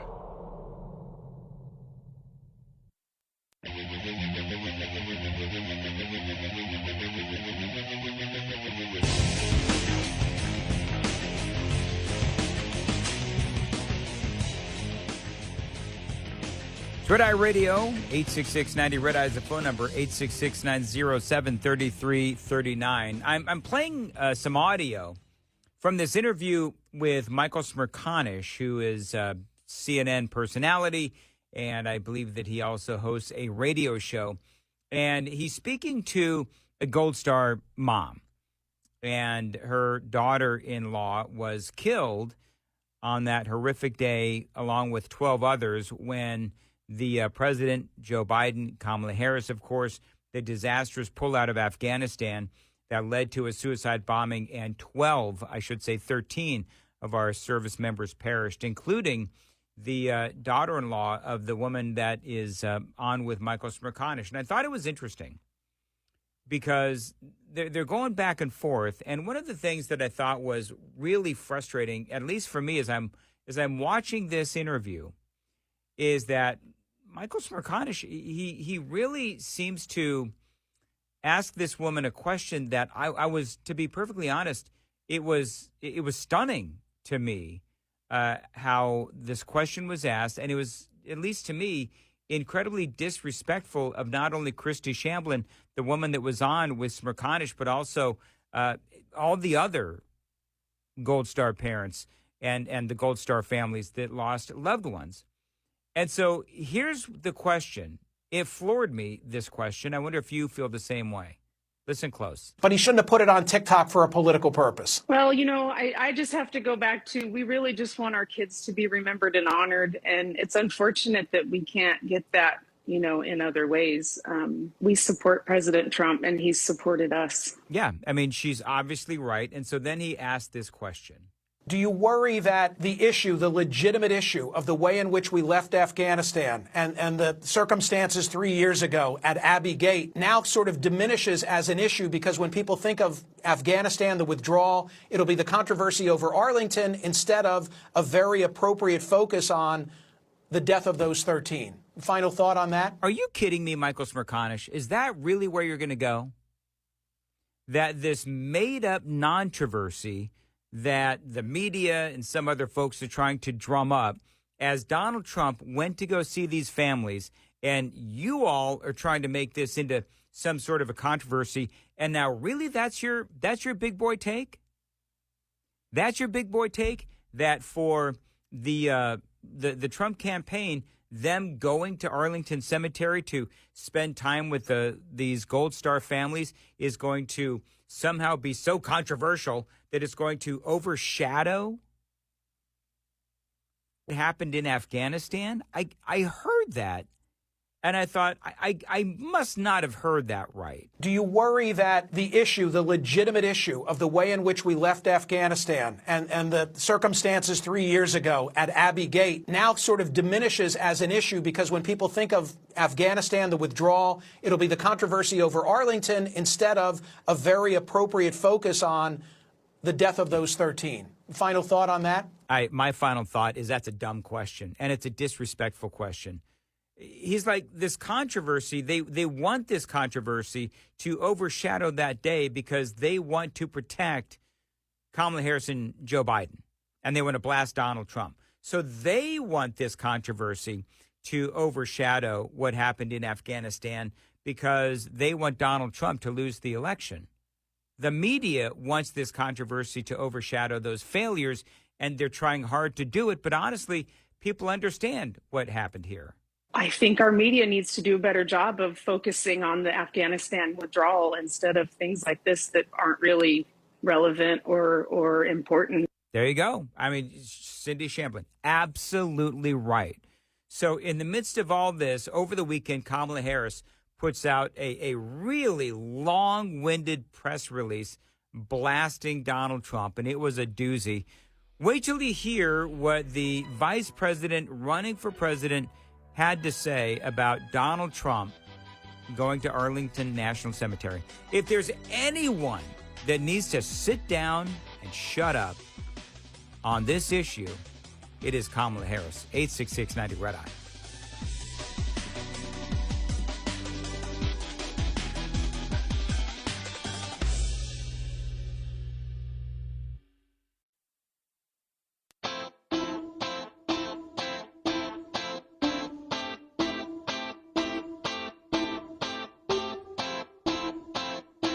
Red Eye Radio from the Uniden America Studios. Now, for Gary McNamara and Eric Harley, here is Dan Mandis.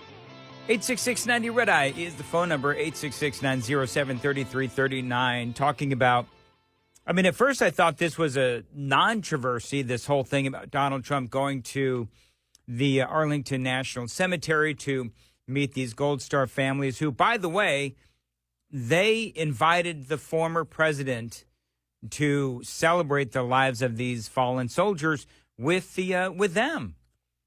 And so this whole thing, at least to me, initially was much ado about nothing. But now, of course, it has turned into a big controversy, at least according to some.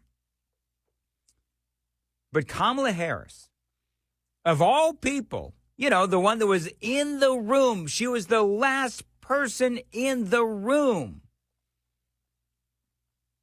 when Joe Biden decided to execute this failed pullout of Afghanistan that ultimately, of course, as you know, has led to not only the deaths of 13 Americans, but also many of our allies in the region. Again, we do still have some of our own people that are being held by the Taliban, and Afghanistan has turned into a terrorist training ground, which puts all of us in danger. Yet Kamala Harris sees nothing wrong with it. And you feel comfortable? I do. She feels comfortable with the whole situation. So she puts out this press release as all of this is going on. A long-winded press release blasting Donald Trump, and it was a doozy. Part of what she said, and I'm not going to read the whole thing, but part of what it said was, as vice president, I've had the privilege of visiting Arlington National Cemetery several times, Sarah said. It is not a place for politics, and yet, as was reported this week, Donald Trump's team chose to film a video there, resulting in an altercation with cemetery staff. She says, let me be clear. The former president disrespected sacred ground, all for the sake of a political stunt, she claimed, before adding that she would never politicize such an event. So that comes out, and that's only part of you. If you want to see the entire press release, I tweeted it out at Dan Mandis Show. So that comes out, And the Gold Star families reacted with not only one, but many videos of their own, blasting Joe Biden, blasting the Biden-Harris administration, blasting Kamala Harris as well, for not only the deaths of their loved ones, but also ignoring those deaths. Our kids were murdered because of your administration. You were not at Dover for the dignified transfer, and no time have you reached out to me to offer your condolences, to offer thank you for Kareem's sacrifice and service. You have 13 families who have been waiting over 3 years to so much as get a phone call, to so much as hear our kids' names said aloud. You failed for 3 years and 8 months to acknowledge our kids. Where were you and Joe Biden on August 26, 2024? Nowhere near Arlington Cemetery. You couldn't be bothered to be with us or even say our kids' names, just as you had done for the last 3 years. I mean, this was, and each individual family member put out videos, and they, of course, as you can imagine, went viral. And I got to tell you that they were blasting Kamala Harris. They were blasting Joe Biden, as they should. Vice President Harris, I ask you, why won't you return a call and explain to us how you call my daughter-in-law's death a success? President Trump has called. President Trump shows up. President Trump takes the time to hear our loved ones' stories. We invited him to be there. These are the only memories we get to make with our son, and it is you who is playing politics and trying to detract from our memories made that day. President Trump has been there for us. He's been a rock for us. He showed compassion for us, and he showed he truly cares for the families that truly do know what the ultimate sacrifice really is. So here's the deal. You're going to get people on both sides of the equation on this. You're going to get the people that, and those videos are out there. I'm not going to tell you that there's not people out there that are furious with Donald Trump for doing what he did, which is going to hallowed ground, going to sacred ground, meeting with the parents of these folks, and then, as some would say, making it into a political event. The families wanted to take the photos. Now, to Smerconish's point, Michael Smerconish, and many others, by the way, they say that where Donald Trump went wrong was a video and photographs were put out as the president, former President Donald Trump, was talking about the failures of the Biden administration. That's what made it political. Now, I'm going to tell you that I never served, but there is some sensitivity to that. So I'm not going to blow off the concerns that some of those people have. But I'm going to tell you that if you're going to look at the sins of Donald Trump versus the sins of Kamala Harris and Joe Biden, if you're upset with what Donald Trump did, how are you not beyond upset? How are you not furious, red-faced and angry, and calling out Joe Biden and Kamala Harris? And I think that's a legit question to ask. James is in Oceanside, California on Red Eye Radio. James, thanks for calling in. Go ahead. Hey, good morning. Hey, I just wanted to remind you, Dan, if and your listeners, that it wasn't just 13 Americans that were killed that day at the Abbey Gate. There were hundreds of our allies and the civilians that we were sent there to protect that were killed as well. And their names are never repeated. Their names are never known. We all know the names of the 13. Yeah. But anyway, their families grieve just as much as we do. And I'm sure that we do not have as many allies in that part of the world as we used to have. And that's thanks to Biden and Harris. Boy, and you got a great point. You know, the world saw what happened on that horrific day. The world saw the failed pullout of Afghanistan. The world is now dealing with the consequences of the failure of our pullout of Afghanistan, because all those terrorists that are training in Afghanistan, they're ultimately going to, and perhaps already are, all over the world now preparing to strike. So that's obviously scary as well. So, yeah, you're absolutely spot on, and I do appreciate the call. Let's see here. Tom is in Annapolis, Maryland on Red Eye Radio. Tom, thanks for calling in. Go ahead. Yeah, I'm a retired Navy officer, and part of my job was serving on amphibs, was going and reviewing the non-combatant evacuation operation plans, top secret or a little bit above. And that plan uses the Navy and Marine Corps to do embassy extractions, evacuations, and it goes back to the early 1900s in China. And the reason being is the ships would bring the Marines in, and the Marines, 28 missions in the Marine Corps, and one of them's non-combatant evacuation ops. And this time around, what people should be more concerned about is the total incompetence of the Biden and Harris administration, because they decided to go with the State Department plan on how to do a non-combatant evacuation operations of those people who are trying to get out. That is specifically a Marine Corps and Navy operation, and they practice it all the time. In fact, the ships I was on, we even had plans on board the ship of where the kids were going to play, what kind of toys we had for them, how many Pampers we had for them, and it was not the State Department's within their knowledge or grasp of reality to be put in charge of that Charlie Foxtrot, if you know what I mean. I know what you mean. That's what they ought to be banging on Biden and Harris for, not because Trump showed up upon invitation at the Arlington National Cemetery. If people knew anything about the military, the State Department was exactly the wrong people to plan and try to execute a non-combatant evacuation operation called NEO. And if you look up non-combatant evacuation operations, one of my jobs was to upgrade them all the time, every time, anywhere, every country in the world. You know, the Air Force would fly the Marines to wherever, and then the Navy ships would meet up. I mean, it was always Marine Corps and Navy, and we had plans for everything. If there was a road change or an airport change, me and another guy went into the top secret safes and upgraded the books. One of the things, Tom, if I may, one of the things that I thought was interesting was Biden's generals literally came out and said, we told Biden to leave a contingency there. And Biden called his generals liars and basically said they never said that. And so I think that there's one thing that is clear is that there's a lack of communication within the Biden administration on this. Well, if you're a general or an admiral, you know, there's only so much you can say about the president, you know, just disregarding. And it's political, too, because the left-wingers in the State Department probably didn't want an armed force at the gates. They wanted the State Department there so it would be, you know, less imposing on the locals.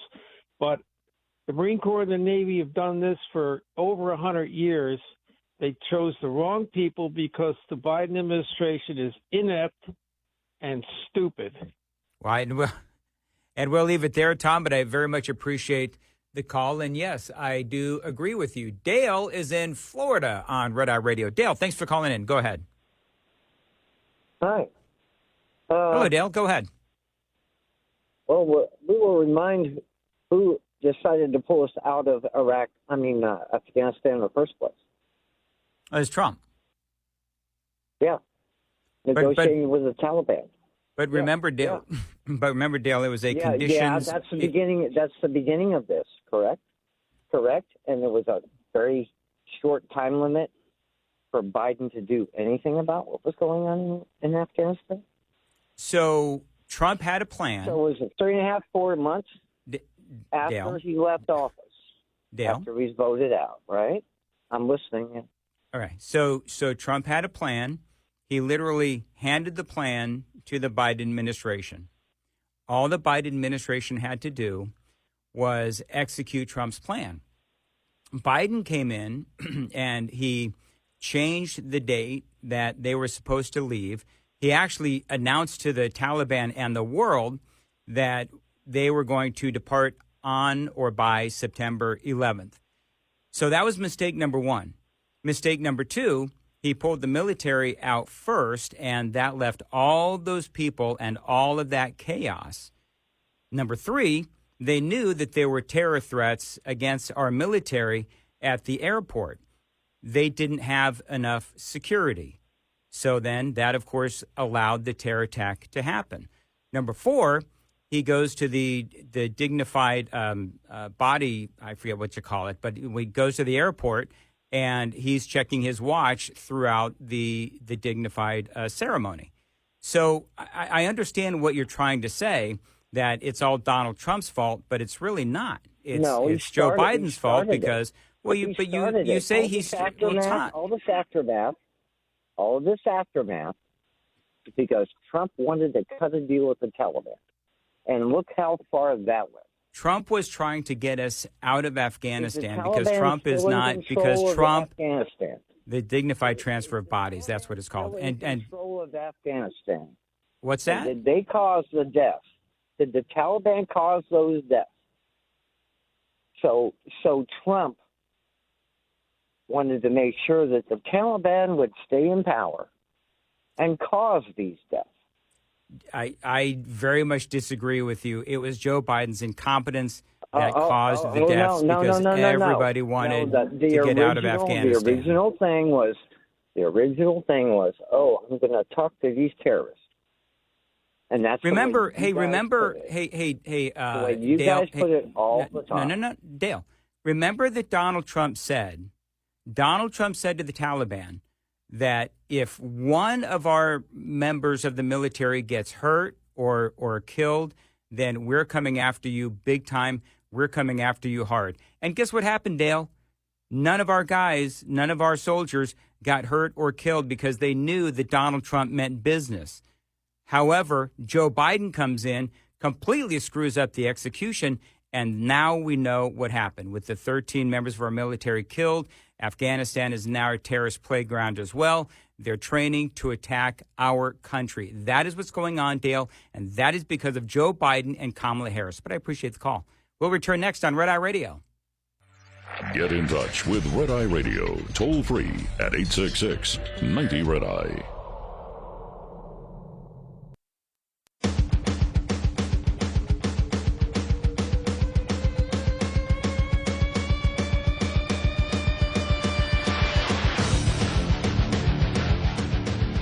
#866-90-RED as the phone number, 866-907-3339. Dan Mandis here in for Gary and Eric. You can follow me on the socials at Dan Mandis Show. I'm on Facebook. I'm also on X. And a lot of the stories that you're hearing tonight, I post more information on my X feed. So check me out there at Dan Mandis Show. Coming up, we've still got a lot of calls that we have to get to regarding what I would call as a non-controversy, this whole thing with Donald Trump going to Arlington National Cemetery. Clearly, the media is trying to make this a bigger deal than it really is. We'll talk about that and a whole lot more straight ahead on Red Eye Radio.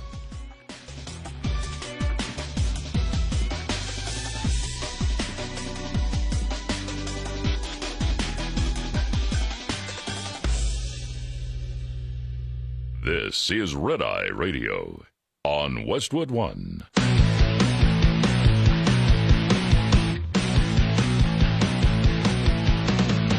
Now, it's Red Eye Radio. Talk about everything from politics to social issues and news of the day. Whether you're up late or you're just starting your day, welcome to the show. From the Uniden America Studios. For Gary McNamara and Eric Harley, Dan Mandis. This is Red Eye Radio. 866-90-RED-EYE is the phone number, 866-907-3339. Gary and Eric return next Sunday night, Monday morning, and we've got some folks on hold. Going to get to them momentarily. I do want to play for you. A lot of folks you never know when people come in and out of the radio program, but it's a 5-hour-long program. But I want to play for you some audio that is definitely making its way across social media. Kamala Harris, she seems to be, like a chameleon, right? So you never know what Kamala you're going to get. And I've got some examples for you because people, once again, making fun of the vice president. So, she has this tendency to come up with accents. It just depends on who she's talking to, what accent she will utilize. So America right now on social media, they seem to be mocking Kamala Harris, at least according to the Daily Mail. Big article earlier today or last night, yesterday. Other outlets as well pointing out that people on social media actually are making fun of the vice president running for president because of this particular comment. Let's just get through the next 64 days. How about that? So you got the best of both worlds there. You've got the accent where she's trying to sound, and again, I was struggling with this earlier. Like, is she trying to sound Southern? Is she trying to sound black? Is she trying to sound Southern black, if there is such a thing? Let's just get through the next 64 days. How about that? And then again, of course, you have the laugh as well.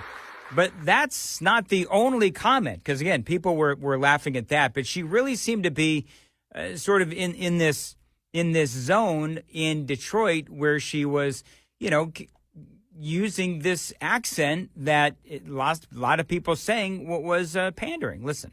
You better thank a union member for the 5-day work week. You better thank a union member for sick leave. You better thank a union member for paid leave. Right. You better thank a union member for vacation time. Vacation time. She doesn't speak like that. And so I don't know what she's trying. I do know what she's trying to do there. She's trying to connect with what I assume is a mostly black audience. That's the only thing that I can think of. And I don't know why she does that, because I don't believe that she has to do that. If you are a good enough politician, if you are a good enough communicator, if you have the policy, then you don't have to pander.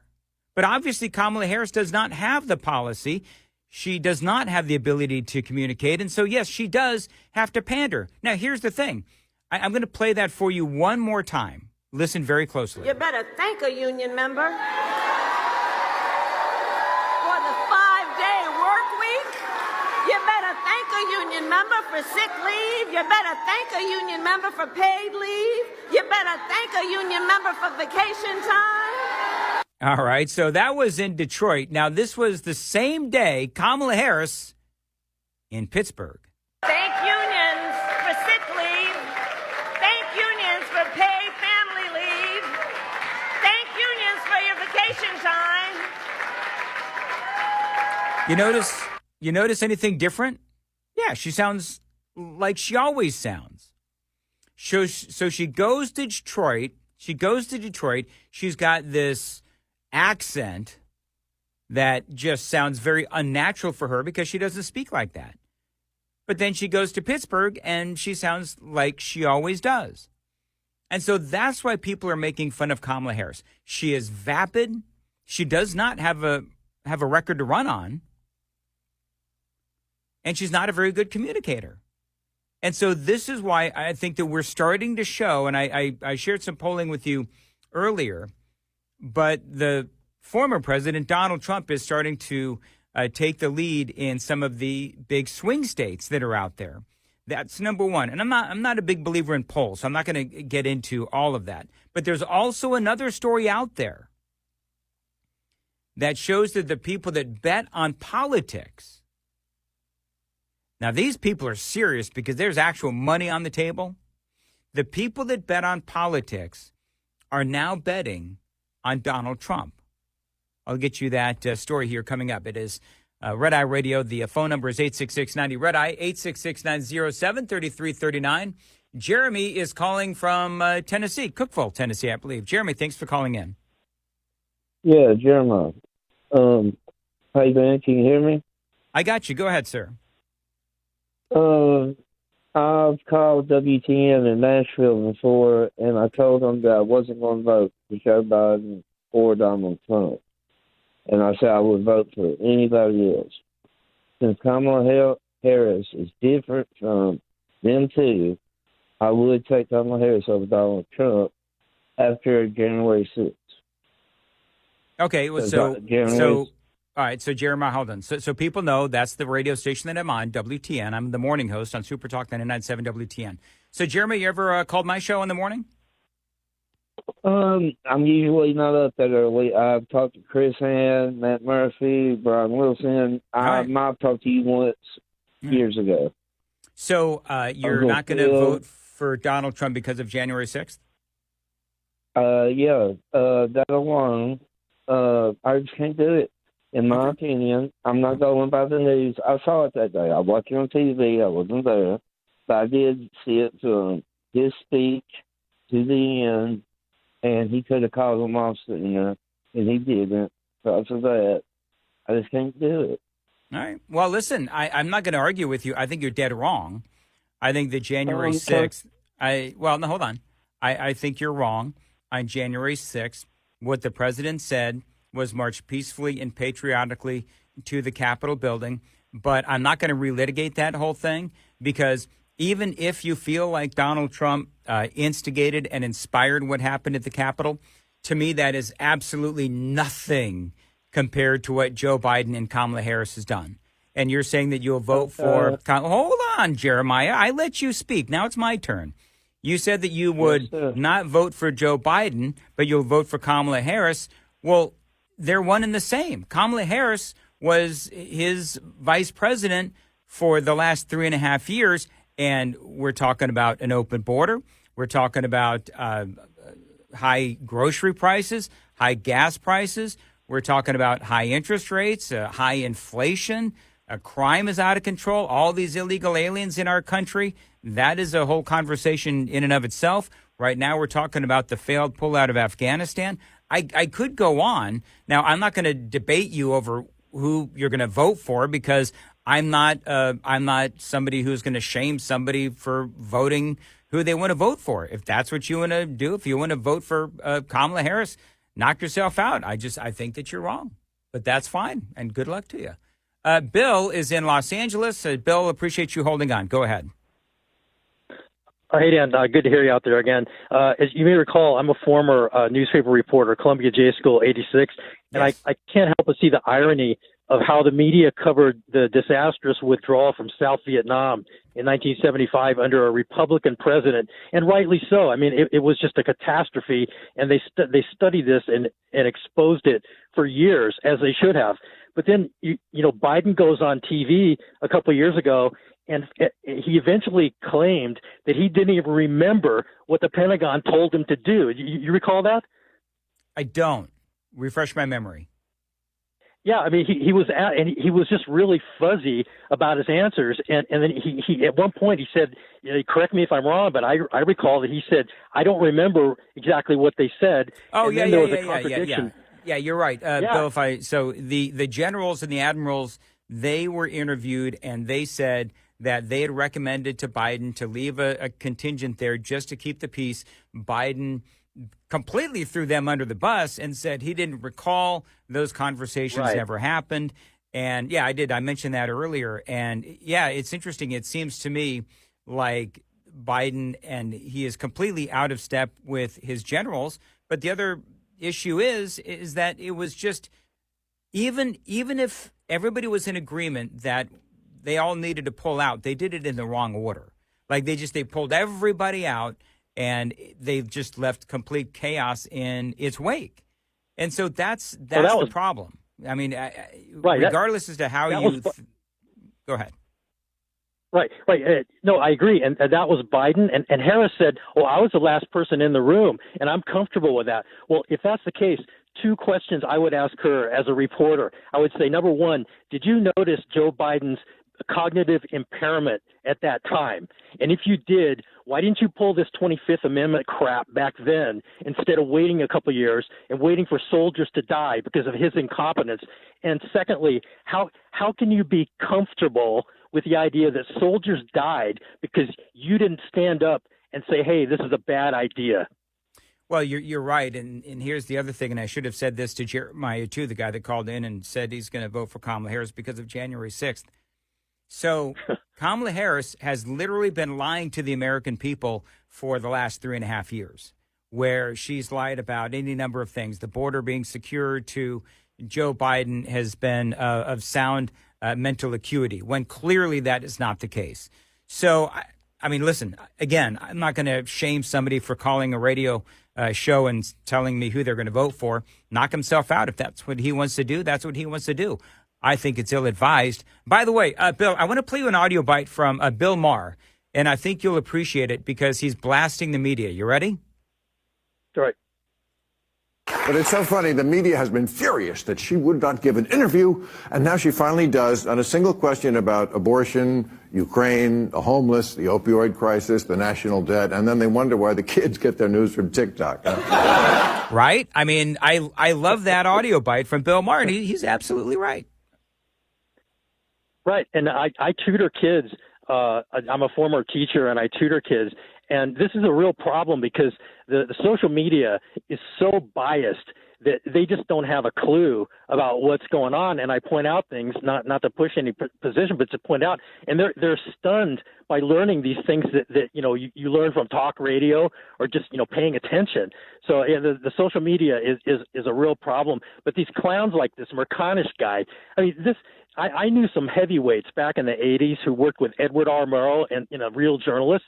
And this McConaughey guy, he needs a new job. This guy's a partisan hack clown. He's not a journalist. And same with this Dana Abash.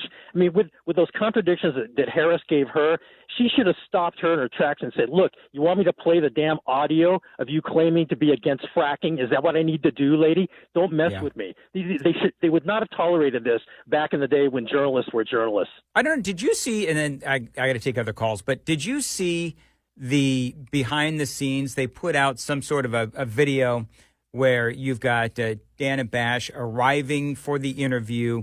You've got Kamala Harris and you've got Tim Walz, and they're like, hey, and it's almost like the only thing they were missing was hugs and fist bumps. It was way too cozy, and there's no way they would have done that with Donald Trump. And Tim, I got to run. I appreciate the call very much. Let's say hello to, very quickly, a lot of people holding. Steve is in Illinois on Red Eye Radio. Hey, Steve. Hi.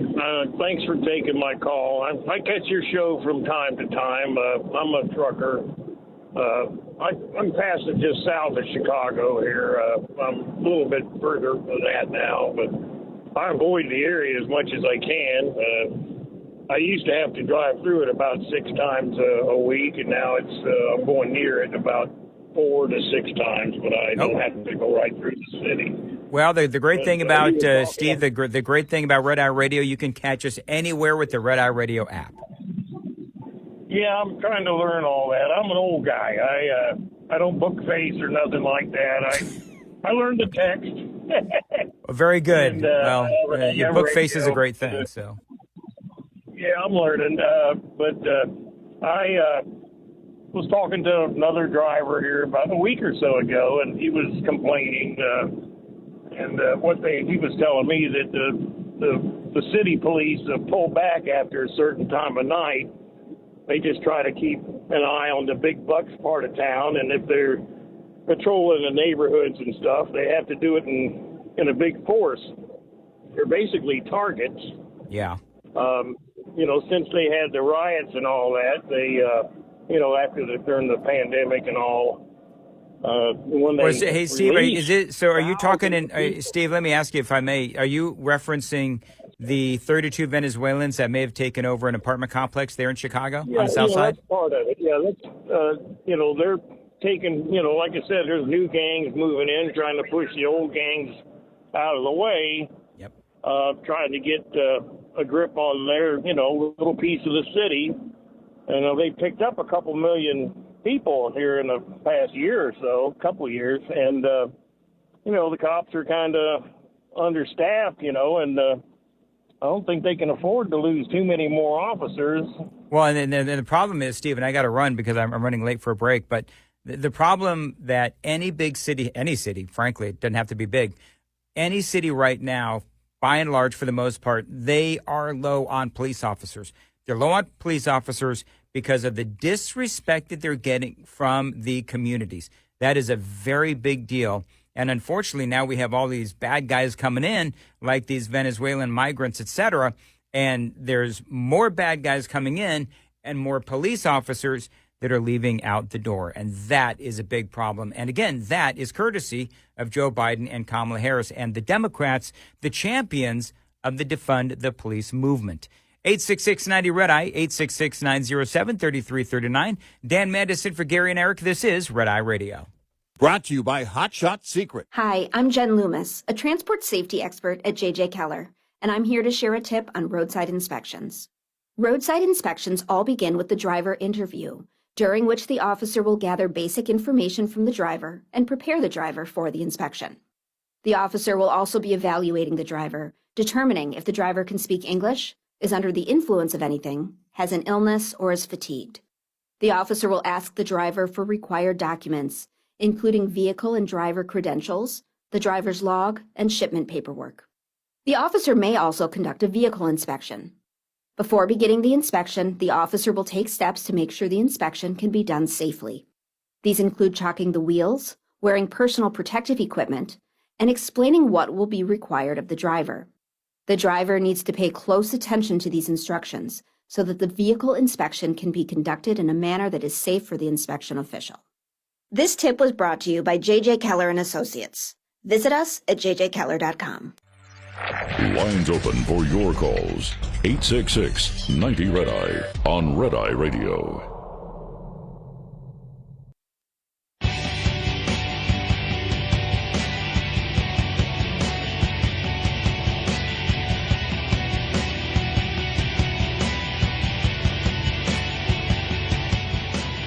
Eight 866-90-RED-EYE is the phone number, and Dylan is calling from Dallas. Dylan, thanks for calling in. Hi, thank you for having me. Yes, sir. Go ahead. I just wanted to say, in regards to the conversation earlier about Donald Trump showing up to Arlington Cemetery, I don't find that it was any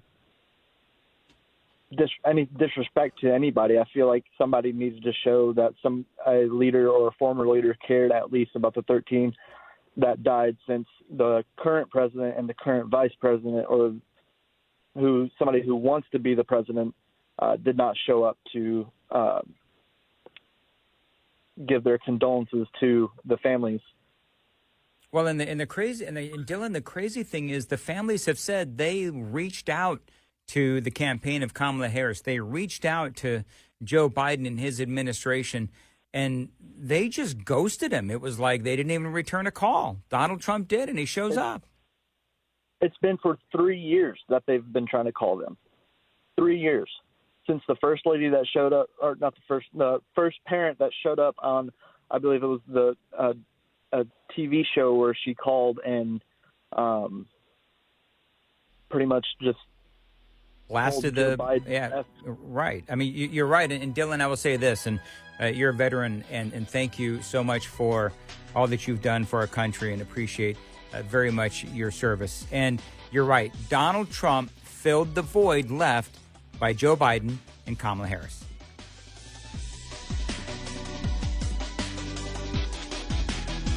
But I'm just still trying to figure out.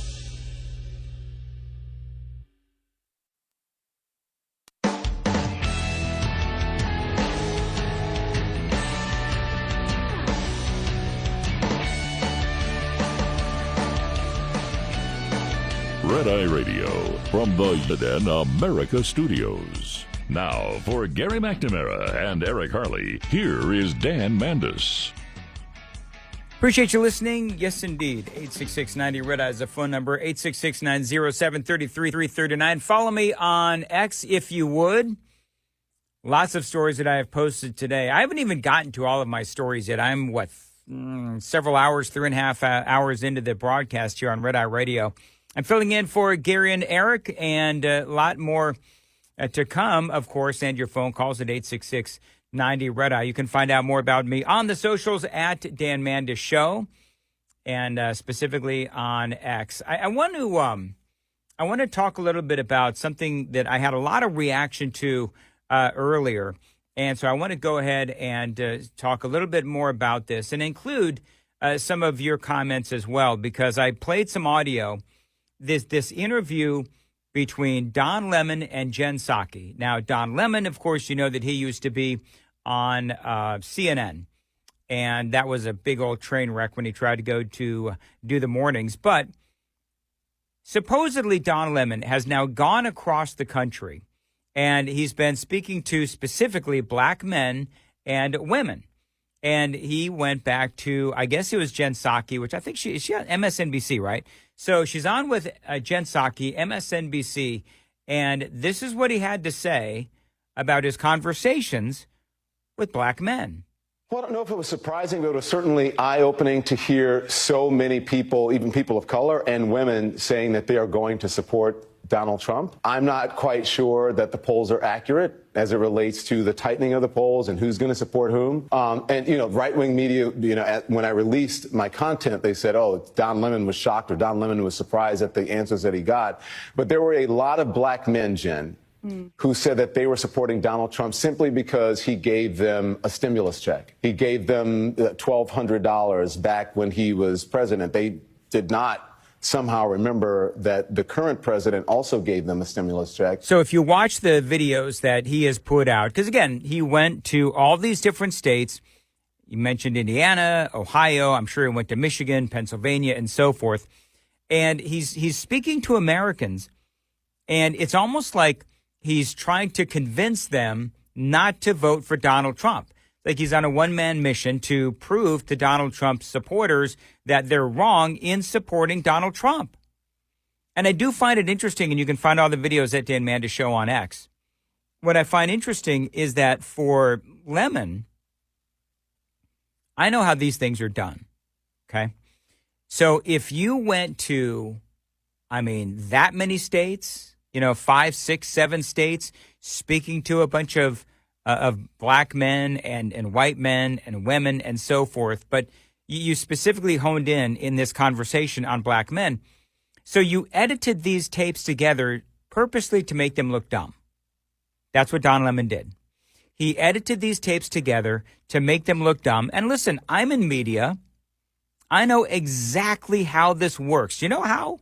You know how I know how this works? Because Republicans do it too. But for Lemon, it's like he's trying to paint young black men as just dumb and ignorant. And they don't know the issues, according to Don Lemon. But I want you to listen to the tone in this interview, because he sounds really judgmental and almost like disdainful of those young men who are voting for Donald Trump. And it's interesting because one of the comments that you folks made was that, because you found me on X and you're sending me private messages, and one of the things that I'm finding is that somebody said, and it was a really great point, well, no wonder you have so many people that are sort of like closeted Trump supporters because of people like Don Lemon. You feel all judged and stuff. So I want you to listen to the disdain in Don Lemon's voice. And by the way, I'm just going to say this. I simply do not believe that the majority of people Don Lemon spoke to, the only reason they're supporting Trump is because they got a stimulus check. I don't believe it. So am I calling Don Lemon a liar? I guess I am, because I don't believe it. I don't believe that he went to however many states that he went to, and the vast majority of people that he spoke with say they are voting for Joe Biden. I'm sorry, they're voting for Donald Trump because he got them a stimulus check.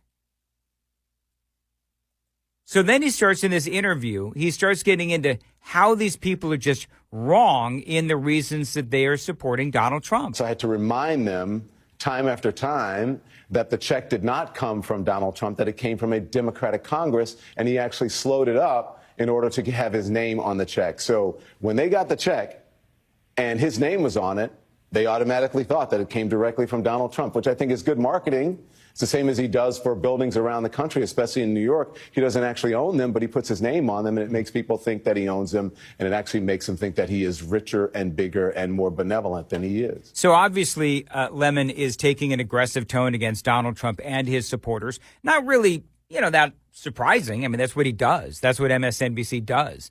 By the way, as this whole thing is going on, somebody else sent me a note and said, did you notice Jen Psaki's face? Because you can see it on my X feed.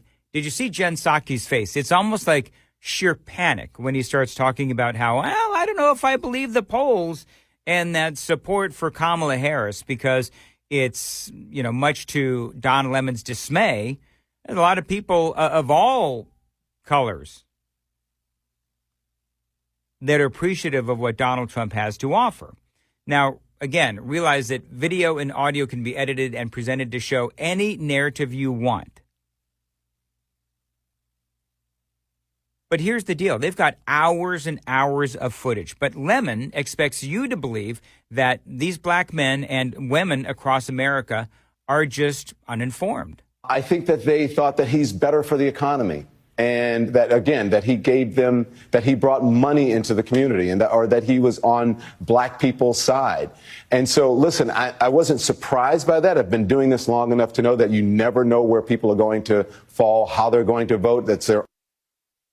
I know exactly what people are thinking. Do you know how I know exactly what people are thinking? Because I've got the numbers right in front of me. When you start talking about inflation, when you start talking about the cost of stuff, we were talking about this earlier. Car insurance, inflation under Donald Trump for car insurance, that specific sector, if you will, 6.7% inflation under Donald Trump. Under Joe Biden, 54.3%. Groceries by and large, Donald Trump, inflation, 5.9%. Joe Biden, 21.6%. It's interesting. I didn't necessarily see this during the interview between Jen Psaki and Don Lemon. He was busy just mocking people that were supportive of Donald Trump because Donald Trump put a check in their pocket. Remember, that's what Don Lemon said. Rice, pasta, and other type stuff. Cornmeal. Under Donald Trump, inflation was 3.0%. Under Joe Biden, 19.4%. It's not about the check, Don. It's about the fact that our paychecks are worth less. The dollar that is in our pocket is worth far less now than it was when Donald Trump was in office. That's just a fact. That has nothing to do with a stimulus check. That has to do with the money that I worked for. And all these people that you are castigating and mocking for supporting Donald Trump, you're calling them uninformed, Don Lemon? I wouldn't insult these people by calling them uninformed. They know exactly what's going on with their economy. Doing this long enough to know that you never know where people are going to fall, how they're going to vote. That's their own personal prerogative. But I think it's important for them to understand and to go into the voting booth with some knowledge that they're informed as an electorate. And for all what an arrogant. Can you just hear the arrogance in his voice? I believe, Don Lemon says, I believe that they need to go into the polling booth with some sort of informed opinion. Like people by and large don't know what the hell's going on in our country. Of course we know what's going on in our country. You got illegal immigration, you got inflation, you got the price of goods, you've got interest rates, you've got crime, you've got a wide open border. I mean, I could go on, but I think, by and large, that's what's going on. And for Don Lemon to say that it is his job to inform people, in other words, what Don Lemon is saying is that he wants to change people's minds. I just think he's showing the arrogance that we always knew was there because we watched it every night on CNN. All the reasons that they were telling me, the information was all false. And they didn't understand the correct reasons why they might vote for him. I mean, gosh. Man, I hear that. I just shake my head. It's like, come on, Don, really? Is that your take? By the way, former President Donald Trump leading in a whole bunch of swing states, according to at least one poll. This is from the Daily Mail. The headline, the presidential candidate taking the lead in 6 swing states is Donald Trump. The latest polling from Trafalgar, they show that this survey of 7 of the toughest contests considered by experts to be Georgia, Arizona, Wisconsin, Pennsylvania, Michigan, North Carolina, and Nevada. They do show Donald Trump either in the lead or even with Kamala Harris. And then you look at the betting markets because, there are people that put good money on these political races. and Donald Trump is ahead in the betting markets by 0.9%. So you've got Donald Trump leading Kamala Harris. I did say Trump, right? Trump is leading 0.9% from the bettors out there, the people that bet on politics, which is so weird. I had a friend of mine that used to do that, bet on politics. Very bizarre. But you know what? Listen, you can bet on anything these days. My money right now, it is on Donald Trump. I think that one of the things that people are beginning to realize is that Kamala Harris is an empty pantsuit. Kamala Harris is an empty pantsuit. I mean, all you got to do is look at the videos that are going viral. Let's just get through the next 64 days. How about that? I mean, people are listening to that. And by the way, can I just ask this question as well? How many unions does this woman need to speak to? Because every time you see Kamala Harris speaking, it's to yet another union group. It's like, this is the organization. These are the organizations that are, exclusive to Kamala Harris? I do find it interesting that she goes off and she goes to all these different cities and she's always in front of a very friendly union, as opposed to getting out and speaking to, the rank and file Americans. Whether it's a teachers union or whatever, the service employees union, she's always in front of these unions. Just like her interview with Dana Bash, where she has a very friendly interview with Dana Bash, and it was journalistic malpractice, in my opinion, because you look at the questions that were asked and you look at the follow-up questions, and you look at the fact that she had to have or lack of follow-up questions, and you have the fact that Tim Walz, her running mate, had to be there holding her hand. It was an embarrassment. And that is Kamala Harris. So I do believe that Kamala Harris is going to start running out of steam very, very quickly. 866-90-RED-EYE is the phone number. 866-907-3339. Dan Mandis in for Gary and Eric. This is Red Eye Radio. Get in touch with Red Eye Radio, toll free at 866-90-RED-EYE.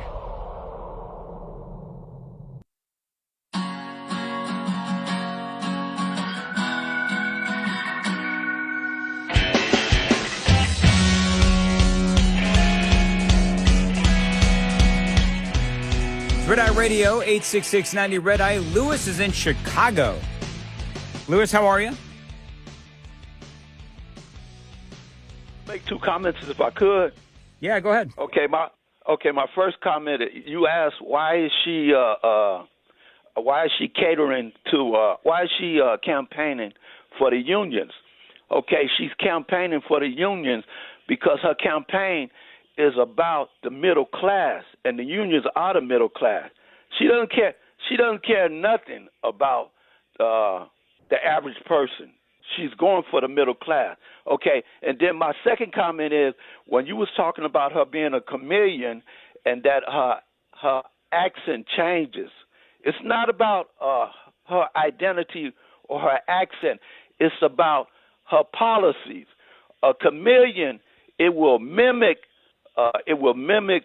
its environment. It will mimic its environment, and that's what she's doing. She's mimicking her environment. But she made a statement where she had said when she was at that interview is that her policies have not changed, but she has evolved. And so that's what you have to focus on, is that her policies have not changed. She is still hey, Lewis, hold on. Let me ask you. So how can she say that her policy hasn't changed when literally she said one thing 3.5 years ago and she's saying something completely different now? That's what I don't understand. And unfortunately, I got to go, Lewis. I appreciate the call out of Chicago. 866-90-RED-EYE. But that's true. I mean, you can talk about how she's a chameleon, whether it's her taking on a fake accent or her policies. You never really know where she stands.